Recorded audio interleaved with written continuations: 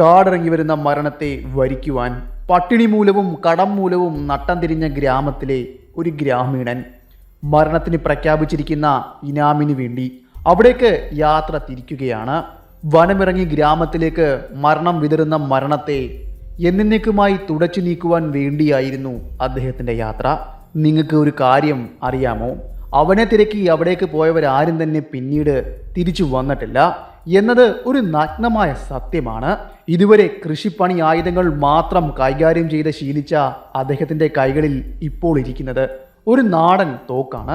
അതും ഗ്രാമത്തിൽ തന്നെ മറ്റേതോ കർഷകന്റെ കയ്യിൽ നിന്നും വായ്പയായി വാങ്ങിച്ചത്.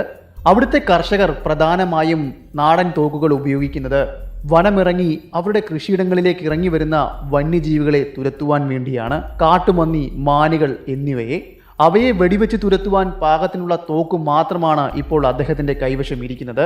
ഗ്രാമത്തിൽ തന്നെ ഏതോ കൊല്ലന്റെ ആലയിൽ പണി കഴിപ്പിക്കപ്പെട്ട താരതമ്യേന പ്രഹരശേഷി കുറഞ്ഞ ഒരു നാടൻ തോക്ക്. ഒരിക്കലും ആ തോക്കിന് കാട്ടാനയോ അല്ലെങ്കിൽ തനിക്ക് നേരെ ചീറിയടിക്കുന്ന കടുവയോ കൊല്ലുവാൻ സാധിക്കുകയില്ല എന്നത് ഒരു സത്യമാണ്. അത് അദ്ദേഹത്തിനും അറിയാം.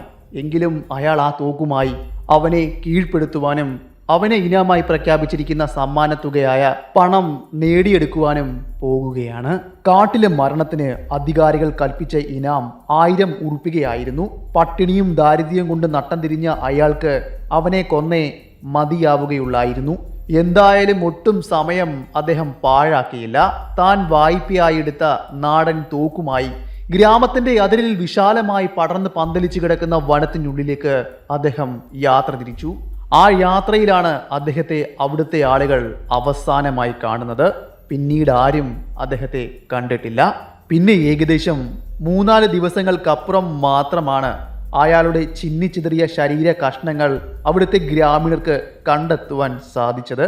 വനത്തിനുള്ളിലെ കുറച്ച് ആദിവാസികൾ വഴിയാണ് ഈ വിവരം ഫോറസ്റ്റുകാർ അറിയുന്നതും സംഭവ സ്ഥലത്തേക്ക് എത്തുന്നതും. വനത്തിനുള്ളിലേക്ക് തേൻ ശേഖരിക്കുവാൻ പോകുന്ന ആദിവാസി വിഭാഗത്തിൽപ്പെട്ടവരാണ് ഇയാളുടെ ശരീരം ആദ്യമായി കണ്ടത്. അവർ തേൻ ശേഖരിക്കുവാൻ പോകുന്ന വഴിക്ക് വെച്ച് അലസമായി കിടക്കുന്ന തോക്ക് കണ്ടാണ് അവർ അവിടേക്ക് ചെല്ലുന്നത്. പിന്നെ അവിടെ നിന്നും കുറച്ചു ദൂരം മുന്നിലേക്ക് നടന്നപ്പോൾ അസഹനീയമാം വിധം ദുർഗന്ധം അവരുടെ നാസികളിലേക്ക് തുളച്ചു കയറുകയായിരുന്നു. ദുർഗന്ധം വന്ന വഴി അവർ പിന്തുടർന്നു പോയി. അപ്പോൾ മാത്രമാണ് അവർക്ക് ആ ശരീരത്തിന്റെ അരികിലേക്ക് എത്തിച്ചേരുവാൻ സാധിച്ചത്. അവരെ കൊണ്ട് കണ്ടു നിൽക്കാൻ കഴിയാത്ത വിധം വികൃതമായിരുന്നു ആ ശരീരം. ഒരു മനുഷ്യൻ്റേതെന്ന് തോന്നുകയില്ല. അപ്പോൾ തന്നെ അവർ ആ വിവരം ഫോറസ്റ്റ് ഉദ്യോഗസ്ഥരെ അറിയിക്കുകയായിരുന്നു. അവർ ഗ്രാമത്തിലെ ആളുകളെയും കൂട്ടി അവിടേക്ക് വന്നു. അയാൾ ധരിച്ചിരുന്ന വസ്ത്രത്തിന്റെ തുണ്ടുപീസുകളിൽ നിന്നും അദ്ദേഹം ധരിച്ചിരുന്ന ചെരുപ്പിൽ നിന്നും അദ്ദേഹത്തിന്റെ കയ്യിൽ നിന്നും നഷ്ടപ്പെട്ട നാടൻ തോക്കിൽ നിന്നും അദ്ദേഹത്തിന്റെ ശരീരം അവിടുത്തെ ഗ്രാമീണർ തിരിച്ചറിയുവാൻ മാത്രം ആ ശരീരത്തിൽ ഒന്നും തന്നെ ഉണ്ടായിരുന്നില്ല. തലയും ശരീരവുമെല്ലാം ചവിട്ടിക്കുഴച്ച ഒരു തുണ്ട് മാംസം മാത്രമായിരുന്നു അവിടെ ഉണ്ടായിരുന്നത്. അതിൽ നിന്നെല്ലാം പുഴുക്കളും ഈച്ചകളും നുരയ്ക്കുന്നുണ്ടായിരുന്നു. ദുർഗന്ധം കാരണം അതിൻ്റെ അരികിലേക്ക് പോകുവാൻ ആർക്കും സാധിക്കുന്നുണ്ടായിരുന്നില്ല. എങ്കിലും അവർ നാസികളും മറ്റും പൊത്തിപ്പിടിച്ചുകൊണ്ട് അതിനരികിലേക്ക് പോകുകയും അതൊരു ചാക്കിൽ കെട്ടി ഗ്രാമത്തിലേക്ക് കൊണ്ടുവന്ന് സംസ്കരിക്കുകയുമാണ് ചെയ്തത്. അയാളുടെ ശരീരം കിടന്നിടം പരിശോധിച്ച വനംവകുപ്പ് ഉദ്യോഗസ്ഥർക്ക് കാണുവാൻ സാധിച്ചത് അവിടേക്ക് കടന്നു വന്ന കുറച്ച് കഴുത പുലികളുടെയും കുറുക്കന്മാരുടെയും കാലടയാളങ്ങളും അതിൻ്റെ കൂട്ടത്തിൽ അല്പം വലിയ ഒരു കാൽപ്പാടുമായിരുന്നു. അത് മറ്റൊന്നിൻ്റെയും ആയിരുന്നില്ല.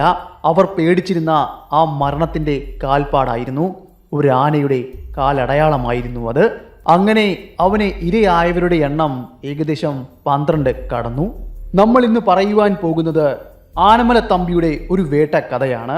ഒരുപാട് നാളുകൾക്ക് ശേഷമാണ് അദ്ദേഹത്തിൻ്റെ ഒരു വേട്ടക്കഥ ഞാൻ ചെയ്യുന്നത്. അതിന് ഒരുപാട് കാരണങ്ങളുണ്ട്. അത് ഞാൻ സമയമാകുമ്പോൾ നിങ്ങളോട് പറയാം. ഇന്നത്തെ ഈ കഥ നടക്കുന്നത് ബെല്ലൂരിലും അതുപോലെ ഭദ്രാവനത്തിലും അതുപോലെ അതിനരികിലുള്ള ഗ്രാമങ്ങളിലുമാണ്.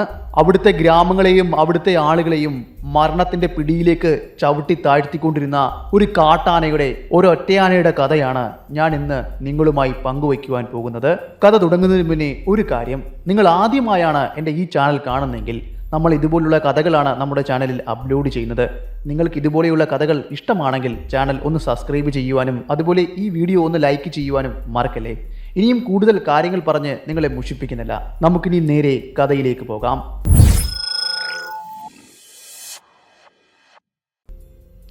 നമ്മുടെ ഇന്നത്തെ കഥ നടക്കുവാൻ പോകുന്നത് ഭദ്ര വനത്തിലും അതിനു ചുറ്റുമുള്ള ഗ്രാമങ്ങളിലുമാണെന്ന് ഞാൻ നിങ്ങളോട് പറഞ്ഞിരുന്നില്ലേ. അതിനെക്കുറിച്ച് കുറച്ച് കാര്യങ്ങൾ നിങ്ങളുമായി പങ്കുവച്ചതിന് ശേഷം നമുക്ക് കഥയിലേക്ക് പോകാം. ഭദ്രാവനം സ്ഥിതി ചെയ്യുന്നത് കർണാടകയിലെ ചിക്കമംഗളൂർ ഡിസ്ട്രിക്റ്റിലാണ്. ഏകദേശം 344 സ്ക്വയർ മൈലായാണ് ഈ വനം വ്യാപിച്ചിരിക്കുന്നത്. ബാംഗ്ലൂർ നഗരത്തിൽ നിന്നും ഏകദേശം 283 കിലോമീറ്റർ സഞ്ചരിച്ചാൽ നിങ്ങൾക്ക് ചിക്കമംഗളൂർ ഡിസ്ട്രിക്റ്റിൽ എത്തിച്ചേരാം. ഭൂനിരപ്പിൽ നിന്നും ഏകദേശം 6152 അടി ഉയരത്തിലാണ് ഇത് സ്ഥിതി ചെയ്യുന്നത്. അതുപോലെ തന്നെ ഈ വനം നിൽക്കുന്നത് ബാബബുഡൻ മലനിരകളിലാണ്. പശ്ചിമ ദിക്കിന് വളഞ്ഞു നിൽക്കുന്ന ഈ മലമ്പ്രദേശം ആകെ ഇടതടവില്ലാതെ ഇടതൂർന്നു നിൽക്കുന്ന മരങ്ങൾ കൊണ്ട് സമ്പന്നവുമാണ്. അങ്ങനെയുള്ള ഈ ഭദ്രാവനത്തിന് മറ്റൊരു പേര് കൂടി ഉണ്ടായിരുന്നു. 1951 മുന്നേ വരെ ഈ പ്രദേശത്തെ അറിയപ്പെട്ടിരുന്നത് ജാഗർവാലി എന്നാണ്. അന്നുണ്ടായിരുന്ന ഗവൺമെന്റ് ഈ വനത്തിന്റെ വിസ്തൃതി വർദ്ധിപ്പിക്കുകയും ഇവിടുത്തെ ഈ വനത്തിന് അല്ലെങ്കിൽ ഈ താഴ്വരത്തിന് പുതിയൊരു പേര് നൽകുകയുമാണ് ചെയ്തത്. അങ്ങനെ കൊടുക്കപ്പെട്ട പേരാണ് ഭദ്രാവനം, ഭദ്ര വൈൽഡ് ലൈഫ് സാങ്ച്വറി. നിങ്ങൾ ഈ വനം പ്രദേശത്തേക്ക് വരികയാണെങ്കിൽ നിങ്ങൾക്കിവിടെ ധാരാളം കാട്ടുപോത്തുകളെയും അതുപോലെ കേഴമാനുകളെയും കാണുവാൻ സാധിക്കും. കടുവയും പുലികളും കരടികളും കാട്ടാനകളും എന്നു വേണ്ട സകലമാന മൃഗങ്ങളെയും നിങ്ങൾക്ക് ഇവിടെ കാണുവാനും സാധിക്കും. അതിനു പുറമെ മറ്റൊരു കാര്യം കൂടിയുണ്ട്. ഞാൻ നിങ്ങളോട് പറഞ്ഞിരുന്നുവല്ലോ, ഇവിടെ മഴക്കാടാണ്. അതിനാൽ തന്നെ ഈ വനത്തിൽ ധാരാളം ക്ഷുദ്രജീവികളുടെയും സാന്നിധ്യവുമുണ്ട്. ഞാൻ മുന്നേ നിങ്ങളോട് പറഞ്ഞിരുന്നില്ലേ, ഈ പ്രദേശത്ത് നല്ലപോലെ മഴ ലഭിക്കുന്ന പ്രദേശമാണ്. അതിനാൽ തന്നെ തഴച്ചു വളരുന്ന മരങ്ങളും മറ്റ് ചെടികളും പച്ചപ്പിട്ട് ആർത്തിയോടെ വളർന്നു നിൽക്കുന്ന ഒരു പ്രദേശം കൂടിയാണ് ഇവിടം. അതിനാൽ നട്ടുച്ചയ്ക്ക് പോലും നിങ്ങൾ ഇവിടേക്ക് പ്രവേശിക്കുകയാണെങ്കിൽ നിങ്ങളെ ഇവിടേക്ക് സ്വാഗതം ചെയ്യുന്നത് നിങ്ങളുടെ കാതടപ്പിക്കുന്ന രീതിയിലുള്ള ചീവീടുകളുടെ ശബ്ദമായിരിക്കും. ഇങ്ങനെയുള്ള ഈ ഇരുണ്ട വനത്തിനരികിൽ സ്ഥിതി ചെയ്യുന്ന സ്ഥലങ്ങളാണ് ജാഗരയും ശ്രീവാസവയും അതുപോലെ ഭദ്രാവതിയും താരിക്കരയും ബിരൂരുമെല്ലാം. ഈ വനം ശരിക്കും നിൽക്കുന്നത് ചിക്കമംഗളൂർ ഡിസ്ട്രിക്റ്റിലെ ലക്കവല്ലി എന്ന സ്ഥലത്താണ്.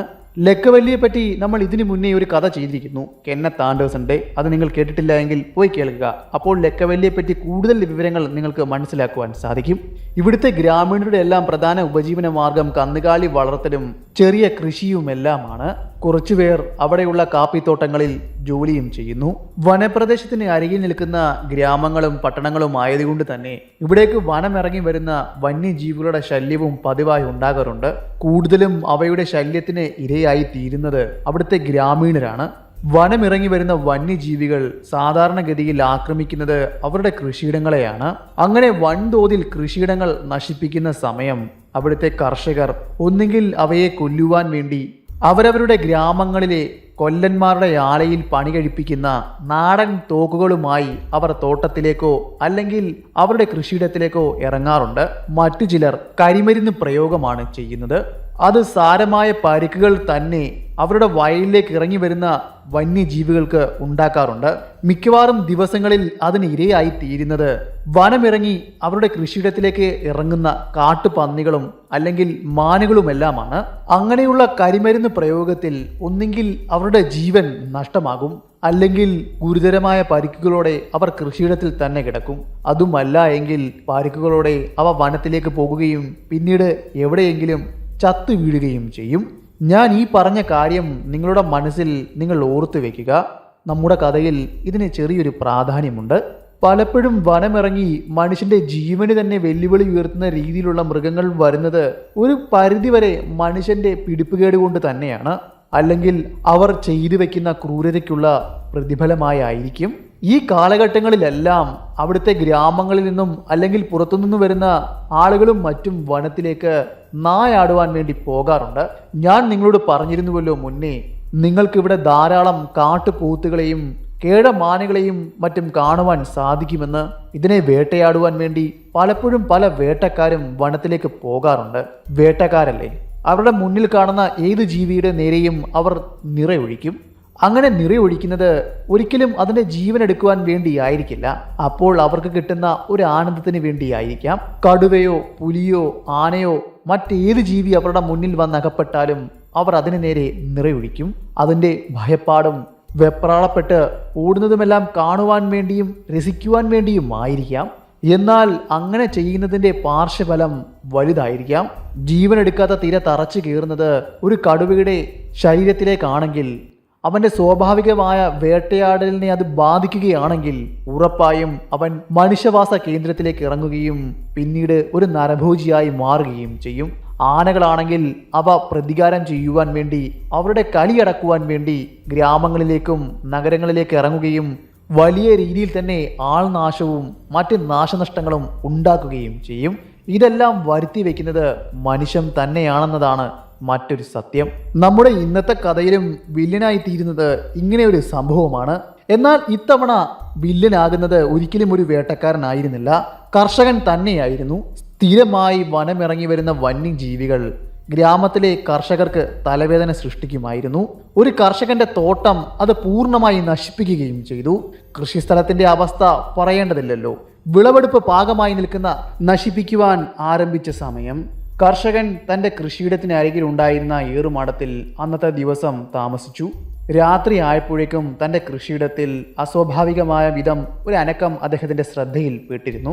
അങ്ങനെ ശ്രദ്ധയിൽപ്പെട്ട സമയം തൻ്റെ കൃഷിയിടത്തിലേക്ക് അനക്കം കണ്ട ആ സ്ഥലത്തേക്ക് തൻ്റെ കൈവശമുണ്ടായിരുന്ന തോട്ട കത്ത് ചെറിയുകയായിരുന്നു ചെയ്തത്. ഉഗ്ര സ്ഫോടനശേഷിയുള്ള ആ തോട്ട തൻ്റെ കൃഷിയിടത്തിൽ വീണ് പൊട്ടുകയും അവിടെ നിന്ന് ഒരു വലിയ അലർച്ച ഉയർന്നു വരികയും ചെയ്തു. എന്നാൽ അത് വിളകൾ നശിപ്പിക്കുവാൻ വന്ന കാട്ടുപന്നിയുടെ ആയിരുന്നില്ല, അതൊരു ആനയുടെ ആയിരുന്നു. ഒരു കാട്ടാനയുടെ അലർച്ചയായിരുന്നു അദ്ദേഹം ആ സമയം അവിടെ കേട്ടത്.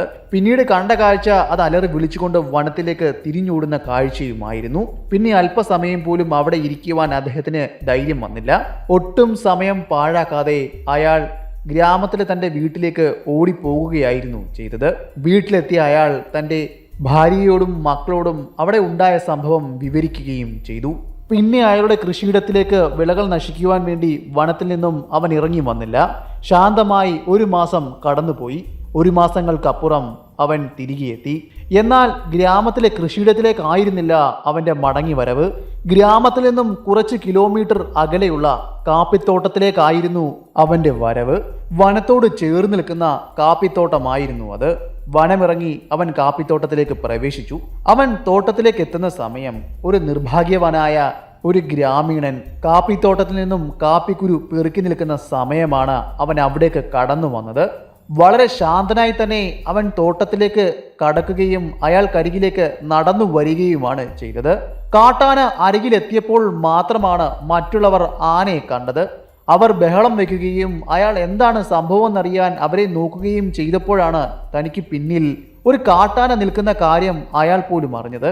അയാൾ അതറിഞ്ഞ് അയാൾ എന്തെങ്കിലും ചെയ്യുന്നതിന് മുന്നേ തന്നെ ആ കാട്ടാന, ആ ഒറ്റയാന എല്ലാം ചെയ്ത് കഴിഞ്ഞിരുന്നു. അദ്ദേഹം അനങ്ങുന്നതിന് മുന്നേ തന്നെ അവൻ്റെ തുമ്പിക്കൈക്കുള്ളിലേക്ക് അയാളെ ചുരുട്ടിയെടുത്തിരുന്നു. ഒന്ന് പിടയ്ക്കുവാനോ ഒന്ന് അനങ്ങുവാനോ കഴിയാതെ പാമ്പ് പോലെ ചുറ്റിപ്പിടിച്ച അവൻ്റെ തുമ്പിക്കൈക്കുള്ളിൽ കടന്ന് അയാൾ ഉച്ചത്തിൽ നിലവിളിച്ചു. അയാളെ രക്ഷിക്കുവാൻ വേണ്ടി കുറച്ച് തോട്ടം തൊഴിലാളികൾ അവിടേക്ക് പാഞ്ഞെടുത്തുവെങ്കിലും കല്ലുകൾ വലിച്ചെറിഞ്ഞുവെങ്കിലും അവർക്ക് നേരെയും അവൻ ആക്രമണം അഴിച്ചു വിടുകയായിരുന്നു. തൻ്റെ തുമ്പിക്കൈ കൊണ്ട് ചുറ്റിപ്പിടിച്ച ആ തൊഴിലാളിയെ ചുഴറ്റിയെടുത്ത് നിലത്തടിച്ചതിന് ശേഷം അവൻ മറ്റുള്ളവർക്ക് നേരെ ചീറിയടുക്കുകയായിരുന്നു. അക്രമശക്തനായി ചിഹ്നം വിളിച്ച് അവർക്ക് നേരെ ഓടി വന്ന ആ കാട്ടാനയുടെ മുന്നിൽ നിന്നും രക്ഷപ്പെടുവാൻ വേണ്ടി അവിടെ ഉണ്ടായിരുന്ന ആളുകൾ 4 പാടും ചിതറിയോടി. നിലത്തേക്ക് ചുരുട്ടിയടിച്ച ഗ്രാമീണൻ ആ സ്പോട്ടിൽ തന്നെ മരിച്ചു കഴിഞ്ഞിരുന്നു. അടിയിൽ തന്നെ അയാളുടെ അസ്ഥികളും തലച്ചോറുമെല്ലാം ചിതറിപ്പോയിരുന്നു. അയാളുടെ ഭാഗത്തു നിന്നും ഒരനക്കമോ ഞരക്കമോ ഒന്നും ആരും കേട്ടില്ല. കാട്ടാന കുറച്ച് സമയത്തേക്ക് അവിടെ ഒരു ഭയ അന്തരീക്ഷം തന്നെ തീർത്തു. അവിടെ നിന്ന് തോട്ടം തൊഴിലാളികൾ എവിടേക്കൊക്കെയോ ചിതറി ഓടുകയും ചെയ്തു. അവരെല്ലാം പോയ ശേഷം അവൻ നിലത്തടിച്ച ഗ്രാമീണന് നേരെ നടന്നു വരികയും അയാളെ വീണ്ടും നിലത്തിട്ട് ചവിട്ടി അരയ്ക്കുകയും മുൻകാലുകൾ കൊണ്ട് ചവിട്ടി കാലിൽ തുമ്പിക്കൈ കൊണ്ട് ചുഴറ്റി വലിച്ചു കീറി ദൂരേക്ക് ചുഴറ്റി എറിയുകയും ചെയ്തു. വീണ്ടും കുറച്ച് സമയം കൂടി അവിടെ ചെലവാക്കിയതിന് ശേഷം അവൻ അവിടെ നിന്നും വനത്തിലേക്ക് കയറി പോകുകയാണ് ചെയ്തത്. കാട്ടാന വനത്തിലേക്ക് പോയി എന്ന് ഉറപ്പ് വന്നതിന് ശേഷം ബാക്കി തോട്ടം തൊഴിലാളികൾ സംഭവം നടന്ന സ്ഥലത്തേക്ക് പാഞ്ഞോടിയെത്തി. അല്പസമയം അവിടേക്ക് അടുക്കാതെ അവർ ദൂരെ നിന്ന് നിരീക്ഷിച്ചു. അവൻ പോയി എന്ന് ഉറപ്പ് വരുത്തിയ ശേഷം അവർ ശരീരം കടന്നതിൻ്റെ അരികിലേക്ക് നടന്നു. ശരീരം മണ്ണിലേക്ക് ചവിട്ടി അരയ്ക്കപ്പെട്ട രീതിയിലായിരുന്നു. ശരീരം പിഴുതുമാറ്റിയ അവസ്ഥയിലുമായിരുന്നു. രക്തം മരവിക്കുന്ന കാഴ്ച. രക്തം എല്ലായിടവും ചിതറിക്കിടക്കുന്നു. ശരീരം വലിച്ചു കീറപ്പെട്ട അവസ്ഥയിൽ. തല മണ്ണിലേക്ക് ചവിട്ടി താഴ്ത്തി ചതച്ചരച്ച് കളഞ്ഞിരുന്നു. അത്രയും ക്രൂരത നിറഞ്ഞ ആ കാഴ്ച ഒരു വട്ടമല്ലാതെ ഒരിക്കൽ കൂടി നോക്കുവാൻ അവിടെ ഉണ്ടായിരുന്ന ആർക്കും തന്നെ സാധിക്കുമായിരുന്നില്ല. ഹൃദയഭേദകം എന്നു മാത്രമാണ് അവർ പറഞ്ഞത്. അവിടേക്ക് വന്ന ആ കൊലകൊമ്പനെ വളരെ വ്യക്തമായി തന്നെ അവിടെ ഉള്ളവർ കണ്ടിരുന്നു. അവൻ്റെ മുൻകാലിലെ ഇടത്തെ കാലിന് മുകളിലായി വലിയൊരു പൊള്ളിയ പാടും അവർക്ക് കാണുവാൻ സാധിച്ചിരുന്നു. അതും മാത്രമല്ല, അവൻ്റെ ഒരു കൊമ്പിൻ്റെ തുമ്പ് ഒടിഞ്ഞിരുന്നു. അതുപോലെ തന്നെ സാമാന്യം വലിപ്പവും അവനുണ്ടായിരുന്നു. ആ കാഴ്ച കണ്ട തോട്ടം തൊഴിലാളികൾ വനംവകുപ്പ് ഉദ്യോഗസ്ഥരെ ഈ വിവരം അറിയിക്കുകയും ആനയുടെ രൂപവും മറ്റും അവിടെ വന്നവർക്ക് പറഞ്ഞു കൊടുക്കുകയും ചെയ്തു. കൃത്യമായി തന്നെ ഭദ്രാവതി വനത്തിനുള്ളിൽ താമസിച്ചിരുന്ന ഒരു ആദിവാസി ഊരിനെയും ഈ കാട്ടാനയുടെ ശല്യം വലിയ രീതിയിൽ തന്നെ ബാധിച്ചിരുന്നു. എന്നാൽ അവിടെ ആൾനാശമൊന്നും ഉണ്ടായിരുന്നില്ല. എങ്കിലും വൈകുന്നേരങ്ങളിൽ ആനയുടെ സാന്നിധ്യം അവരുടെ മനസ്സുകളിലേക്ക് ഭയം കൊണ്ടുവന്നിരുന്നു. രാത്രി കാലങ്ങളിൽ ഗ്രാമത്തിലേക്ക് കടന്നു വരുന്ന കാട്ടാന ഉച്ചത്തിൽ ചിഹ്നം വിളിക്കുകയും ഗ്രാമത്തിലൂടെ ഉലാത്തുകയും ചെയ്തതായി അവിടുത്തെ ഗ്രാമീണർ പറയുകയുണ്ടായി. ആനയുടെ രൂക്ഷമായ ചൂര് മനസ്സിലാക്കിയ അവിടുത്തെ ആദിവാസികൾ പുറത്തിറങ്ങുന്നത് കൊണ്ടായിരിക്കണം അവരുടെ ആരുടെയും ജീവൻ പോകാത്തത്. ഒരുപക്ഷെ പുറത്തിറങ്ങിയിരുന്നെങ്കിൽ അവരുടെയും ജീവൻ ആ കാട്ടാന കൊണ്ടുപോയേനെ. ഇങ്ങനെ സ്ഥിരമായി വൈകുന്നേരങ്ങളിൽ ആട്ടാനയുടെ ശല്യം ആ ഗ്രാമത്തെ ബാധിച്ചത് കൊണ്ടായിരിക്കണം ആദിവാസി ഊരിന് മധ്യഭാഗത്തായി അവർ വലിയൊരു ആഴി കൂട്ടിയത്. തീയുടെ സാന്നിധ്യം മനസ്സിലാക്കി കഴിഞ്ഞാൽ ആന അവരുടെ ഗ്രാമത്തിലേക്ക് അടുക്കുകയില്ലെന്നായിരുന്നു ആദിവാസി ഊരിലെ ആളുകളുടെ വിശ്വാസം. അത് ഒരു പരിധിവരെ അത് ശരിയുമാണ്. അവർ അങ്ങനെ ആഴി കൂട്ടിയ ശേഷം ആ കാട്ടാനയുടെ ശല്യം അവരുടെ ഗ്രാമത്തിൽ ഉണ്ടായില്ലെന്നാണ് അവർ പറയുന്നത്. പിന്നീട് കുറച്ച് ദിവസങ്ങൾക്കപ്പുറം ലക്കവല്ലിയിലെ തന്നെ ഒരു ഗ്രാമത്തിലാണ് കാട്ടാനയുടെ അഴിഞ്ഞാട്ടമുണ്ടായത്. ഒരു വ്യാഴാഴ്ച ദിവസം ഗ്രാമത്തിൽ ആഴ്ചച്ചന്ത നടക്കുന്ന സമയമായിരുന്നു കാട്ടാന ഒരു മുന്നറിയിപ്പ് പോലും ഇല്ലാതെ അവരുടെ ഗ്രാമത്തിലേക്ക് വിളിക്കാതെ വന്ന വിരുന്നുകാരനെ പോലെ പാഞ്ഞെത്തിയത്. ഈ സംഭവം നടക്കുന്ന സമയം ഗ്രാമത്തിലെ ഒട്ടുമിക്ക ആളുകളും കൂടിയിരുന്നത് ഗ്രാമചന്തയിൽ തന്നെയായിരുന്നു. സമയം ഏകദേശം 11 മണി കഴിഞ്ഞ് കാണണം. ഗ്രാമത്തിന്റെ അതിര് തീർത്ത് നിൽക്കുന്ന വനത്തിനുള്ളിൽ നിന്നും വനത്തിന്റെ അതിർവരമ്പുകൾ ലംഘിച്ചുകൊണ്ട് ആ കാട്ടാന ഗ്രാമത്തിലേക്ക് തൻ്റെ കാലുകൾ എടുത്തു വെച്ചു. അവനെ കണ്ടവരും അവന്റെ സാന്നിധ്യം മനസ്സിലാക്കിയവരുമെല്ലാം നിലവിളിച്ചുകൊണ്ട് ഗ്രാമത്തിലെ അവരവരുടെയായ കൂടുകളിലേക്ക് ഓടി ഒളിച്ചു. ആന ഭയാനകമായ ഒരു അന്തരീക്ഷം തന്നെയാണ് അവിടെ തീർത്തത്. പിന്നെ ഒട്ടും താമസിക്കാതെ തന്നെ ആ കാട്ടാന ആഴ്ചച്ചന്ത നടക്കുന്ന സ്ഥലത്തേക്ക് എത്തിച്ചേരുകയും അവിടെ വലിയ കോലാഹലങ്ങൾ സൃഷ്ടിക്കുകയും ചെയ്തു. ആനയുടെ വരവും അവിടെ ഉയർന്നു കേട്ട ചിഹ്നം വിളിയും കേട്ടതും ഗ്രാമത്തിലെ ആഴ്ചച്ചന്ത നിന്ന ആളുകൾ എങ്ങെങ്ങില്ലാതെ ചിതറി ഓടുകയായിരുന്നു. കാട്ടാന അവിടേക്ക് പ്രവേശിക്കുകയും അവിടെ ഉണ്ടായിരുന്ന പച്ചക്കറികളും കുടങ്ങളുമെല്ലാം തല്ലി തകർക്കുകയുമാണ് ചെയ്തത്. അതുകൂടാതെ ആ ഗ്രാമത്തിലെ 2 കുടിലുകളും അവൻ നിലംപരിശാക്കി. അതിനു പുറമെ ഒരു വയോധികൻ അവന് ഇരയുമായി. ഗ്രാമചന്തയിൽ വെച്ച് അയാളെ അവൻ പിടികൂടുകയായിരുന്നു. അടുത്തുണ്ടായിരുന്ന കടയുടെ മുകളിലേക്ക് ആ വൃദ്ധനെ വലിച്ചെറിയുകയും ചെയ്തു. ചെളികൊണ്ട് ഉറപ്പുവരുത്തിയ ചുമരിലേക്ക് ആഞ്ഞടിച്ച വൃദ്ധൻ അടികൊണ്ട് നിലത്തേക്ക് വീഴുകയും ചെയ്തു. പിന്നീട് അയാൾ അനങ്ങിയില്ല. അയാളുടെ ശരീരത്തിൽ നിന്നും ചോര ഒലിച്ച് മണ്ണിലേക്ക് ഊറിയിറങ്ങുന്നുണ്ടായിരുന്നു. ഭയാനകമായ കാഴ്ച. എങ്ങും നിലവിളികൾ, കരച്ചിലുകൾ. പിന്നെ അവിടെ പറന്നു പൊങ്ങിയത് പൊടിപടലങ്ങളായിരുന്നു. എങ്ങെങ്ങില്ലാതെ ആളുകൾ തങ്ങളുടെ ജീവൻ രക്ഷിക്കുവാൻ വേണ്ടി ഓടി മറഞ്ഞു. അവർക്ക് കിട്ടിയ സ്ഥലങ്ങളെല്ലാം പതുങ്ങിയിരിക്കുവാനും സംരക്ഷണം തീർക്കുവാനും വേണ്ടി അവർ ഉപയോഗിച്ചു. ആൾക്കൂട്ടങ്ങൾക്കിടയിലേക്ക് അവൻ ചാർജ് ചെയ്തു പോകുമ്പോൾ അവൻ്റെ ശ്രദ്ധ മാറ്റുവാൻ വേണ്ടി ചില ആളുകൾ അവന് മേൽ കല്ലുകൾ വലിച്ചെറിയുകയും കുടങ്ങൾ വലിച്ചെറിയുകയും ചെയ്യുന്നുണ്ടായിരുന്നു. അങ്ങനെ ഒരു പരിധിവരെ വലിയ അപകടങ്ങളിൽ നിന്നും അവിടുത്തെ ആളുകൾ അവൻ്റെ ശ്രദ്ധ തിരിച്ചു മാറ്റുകയും ചെയ്തു. അങ്ങനെ ഒരുവിധം ആളുകൾ സുരക്ഷിത സ്ഥാനങ്ങളിലേക്ക് മാറി. വീണ്ടും ഏകദേശം 1 മണിക്കൂറോളം അവൻ്റെ പരാക്രമണങ്ങൾ ആ ഗ്രാമത്തിൽ അരങ്ങേറി. അങ്ങനെ ഏകദേശം 2 മണി ആയതോടെ അവൻ തിരികെ ഗ്രാമത്തിനരികിലെ വനം കയറി എങ്ങോട്ടോ മറഞ്ഞു പോകുകയും ചെയ്തു. എന്നാൽ അവൻ അവിടെ സൃഷ്ടിച്ചെടുത്ത ഭയാനകമായ അന്തരീക്ഷത്തിൽ നിന്നും അവിടുത്തെ ആളുകൾ മുക്തമായത് പിറ്റേ ദിവസം കാലത്തോടെ മാത്രമാണ്. നിരവധി നാശനഷ്ടങ്ങളാണ് ആ ഗ്രാമത്തിൽ അന്നത്തെ ഒറ്റ ദിവസം കൊണ്ട് അവനുണ്ടാക്കിയത്. അപ്പോൾ അവിടെ നടന്ന ആ സംഭവം പിറ്റേ ദിവസം കാലത്ത് വനവകുപ്പ് ഉദ്യോഗസ്ഥർ അവിടേക്ക് വരുമ്പോൾ മാത്രമാണ് അറിഞ്ഞത്. കാരണം അവിടെ നിന്ന് ഗ്രാമീണർ തങ്ങളുടെ കുടിലുകളിൽ നിന്നും പുറത്തിറങ്ങുവാൻ പോലും ഭയന്നിരുന്നു. പിറ്റേന്ന് കാലത്തെ അവിടെ സംഭവം നടന്നതറിഞ്ഞ് വനവകുപ്പ് ഉദ്യോഗസ്ഥർ എത്തുകയും അവൻ നടത്തിയ പരാക്രമങ്ങളും ആക്രമണങ്ങളും വിലയിരുത്തുകയും ചെയ്തു. വനമിറങ്ങി വരുന്ന ആ കാട്ടാനയുടെ അടയാളങ്ങൾ അവരും വനപാലകരോട് പറഞ്ഞിരുന്നു. ഇവർ പറഞ്ഞത് പ്രകാരമാണെങ്കിൽ ആ കൊലകൊമ്പൻ തന്നെയാണ് ഇതിന് പിന്നിലും എന്ന് വനപാലകർ മനസ്സിലാക്കി. അതിനുശേഷം അവനെ കൊല്ലുവാൻ വേണ്ടി തദ്ദേശീയനായ ഒരു വേട്ടക്കാരനെ അവർ വനത്തിലേക്ക് അയക്കുകയും ചെയ്തിരുന്നു. പിന്നീടുള്ള ദിവസങ്ങളിൽ അയാൾക്ക് എന്താണ് സംഭവിച്ചതെന്ന് ആർക്കും അറിയുവാൻ സാധിച്ചില്ല. അയാളെ കണ്ടെത്തുവാനും സാധിച്ചില്ല. ഒരു പക്ഷേ ആന അയാളെ ചവിട്ടിക്കൊന്നിരിക്കണം, അല്ലെങ്കിൽ ആനയുടെ മുന്നിൽപ്പെട്ട് ഭയന്ന് എവിടെയെങ്കിലും ഓടി മറഞ്ഞിരിക്കണം. എന്തായാലും പിന്നീട് ആ ഗ്രാമത്തിലെ ആരും തന്നെ അവരെ കണ്ടിട്ടില്ല. ഭദ്രാ നദിയുടെ തീരത്തേക്ക് മീൻ പിടിക്കുവാൻ വേണ്ടി ഗ്രാമത്തിൽ നിന്നും കുറച്ച് പേർ അവിടേക്ക് പോയിരുന്നു. അങ്ങനെ പോയവരാണ് ഒരു കാഴ്ച കാണുവാൻ ഇടയാക്കിയത്. ഭദ്രാ നദിയുടെ തീരത്ത് ആന ചവിട്ടി അരയ്ക്കപ്പെട്ട രീതിയിലുള്ള ഒരു ശരീരമായിരുന്നു അവർ കണ്ടത്. അതാരുടേതാണെന്ന കാര്യം തിരിച്ചറിയുവാൻ ഏകദേശം 2 ദിവസമെടുത്തു. വനത്തിലേക്ക് പോയ ഒരു വെള്ളക്കാരൻ്റെ ശരീരമായിരുന്നു അത്. ആനയെ പറ്റിയുള്ള കൂടുതൽ വിവരങ്ങൾ അറിഞ്ഞ ആ വെള്ളക്കാരൻ അവനെ കൊല്ലണം എന്ന ഒറ്റ ചിന്തയിൽ അയാൾ രാത്രിയിൽ വനം കയറുകയായിരുന്നു. പിന്നീട് നേരം പുലർന്ന സമയം ഭദ്രാ നദിയുടെ തീരത്ത് നിന്നും അയാളുടെ ചവിട്ടി അരയ്ക്കപ്പെട്ട ശരീരമാണ് കിട്ടിയത്. അയാൾക്ക് എന്താണ് സംഭവിച്ചത്, അയാൾ എങ്ങനെയാണ് മരണപ്പെട്ടത് എന്നൊന്നും ആർക്കും മനസ്സിലായില്ല. എന്നാൽ അയാൾ ഓടി വനത്തിൻ്റെ തീരത്തേക്ക് വരുന്നതിൻ്റെയും ആന അയാൾക്ക് നേരെ ചാർജ് ചെയ്ത് വരുന്നതിൻ്റെയും കാൽപ്പാടുകൾ അവിടെയുള്ള ആളുകൾക്ക് കാണുവാൻ സാധിച്ചു. എന്നാൽ ആ ട്രാക്കുകൾ പിന്തുടർന്ന് കുറച്ചു ദൂരം മുന്നിലേക്ക് നടന്നാൽ, അല്ലെങ്കിൽ കുറച്ചു ദൂരം നദിയുടെ തീരത്ത് നിന്നും പുറത്തേക്ക് നടന്നു കഴിഞ്ഞാൽ ആ പാടുകൾ അപ്രത്യക്ഷമാകുകയാണ് ചെയ്യുക.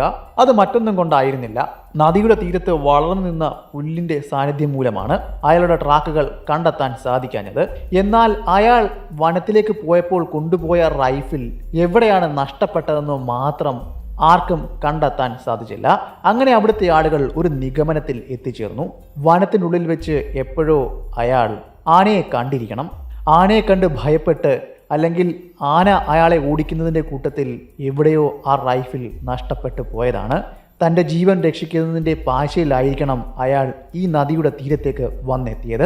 തന്നെ പിന്നാലെ വിടാതെ പിന്തുടർന്ന ആനയുടെ കയ്യിൽ നിന്നും നിർഭാഗ്യവാനായ അയാൾക്ക് രക്ഷപ്പെടുവാൻ സാധിച്ചു കാണില്ല. ഓടിത്തളർന്ന് അയാൾ നദിയുടെ തീരത്തേക്ക് വീണ് കാണണം. അങ്ങനെ വീണ അയാളെ ആന അതിക്രൂരമായി ചവിട്ടി അരച്ചിരിക്കണം. ഇതായിരിക്കണം അവിടെ നടന്നതെന്ന നിഗമനത്തിൽ അവിടുത്തെ ആളുകൾ എത്തിച്ചേർന്നു. ആ വെള്ളക്കാരൻ ആരാണെന്ന കാര്യം അന്വേഷിച്ചു പോയ ഗ്രാമീണർക്ക് അറിയുവാൻ സാധിച്ചത് ഇതായിരുന്നു. അവരുടെ ഡിസ്ട്രിക്റ്റിൻ്റെ ചുമതലയുള്ള അഡ്മിനിസ്ട്രേറ്റർ ആയിരുന്ന ഒരു വെള്ളക്കാരൻ്റെ സഹോദരി ഭർത്താവായിരുന്നു ഇദ്ദേഹം. അഡ്മിനിസ്ട്രേറ്റർ പദവി എന്ന് പറയുമ്പോൾ ഇന്നത്തെ കളക്ടറാണ് കേട്ടോ. ഇത്രയും ഉയർന്ന ചുമതല വഹിക്കുന്ന അദ്ദേഹത്തിൻ്റെ സഹോദരിയുടെ ഭർത്താവിന് ഈ ഗതിയാണെങ്കിൽ സാധാരണക്കാരുടെ അവസ്ഥ പറയേണ്ടതിൻ്റെ കാര്യമുണ്ടോ? എന്തായാലും ഈ മരണത്തിൽ അദ്ദേഹം നടപടികളെടുത്തു. അവനെ കൊല്ലുവാൻ ഉത്തരവുകൾ പുറപ്പെടുവിക്കുകയും ചെയ്തു. അവൻ്റെ ശരീരത്തിന് 1000 ഇനാമം പ്രഖ്യാപിച്ചു. ഈ സംഭവം നടക്കുന്ന സമയത്ത് ഞാൻ മൈസൂരിലുണ്ടായിരുന്നു. ഒരു ബിസിനസ് ആവശ്യത്തിന് വേണ്ടി മൈസൂരിലേക്ക് എത്തിയതായിരുന്നു ഞാൻ. മൈസൂരിലെത്തിയപ്പോൾ എൻ്റെ ഒരു സുഹൃത്തിൻ്റെ സുഹൃത്ത് വഴിയാണ് അതിക്രൂരനായ ഈ ഒറ്റയാനെ പറ്റിയുള്ള വിവരം എനിക്ക് കിട്ടുന്നത്. അയാൾ പറഞ്ഞത് പ്രകാരം അവനൊരു ക്രൂരനായ കാട്ടാനയാണ്. യാതൊരു ദയാദാക്ഷിണ്യമില്ലാതെ മനുഷ്യരെ വേട്ടയാടുന്ന ഒരു വേട്ടക്കാരന് സമമാണവൻ. അവൻ്റെ ഇരകൾക്കെല്ലാം അവൻ വിധിക്കുന്നത് അതിക്രൂരമായ ശിക്ഷകളാണ്. അതിക്രൂരമായി രക്തം മരവിക്കുന്ന രീതിയിലാണ് അവൻ ഓരോ ഇരയെയും കൊല്ലുന്നത്. അയാൾ പറഞ്ഞ വിവരം അനുസരിച്ച് മനുഷ്യരെ അവൻ മണ്ണോട് ചവിട്ടി ചേർക്കുകയാണ് ചെയ്യുന്നത്. എന്ന് വെച്ചാൽ ചവിട്ടി അരയ്ക്കുകയാണ് ചെയ്യുന്നത്. അതിക്രൂരവും വേദനാജനകവുമായ മരണമായിരിക്കും അവൻ്റെ ഇരയ്ക്ക് അവൻ സമ്മാനിക്കുന്നത്.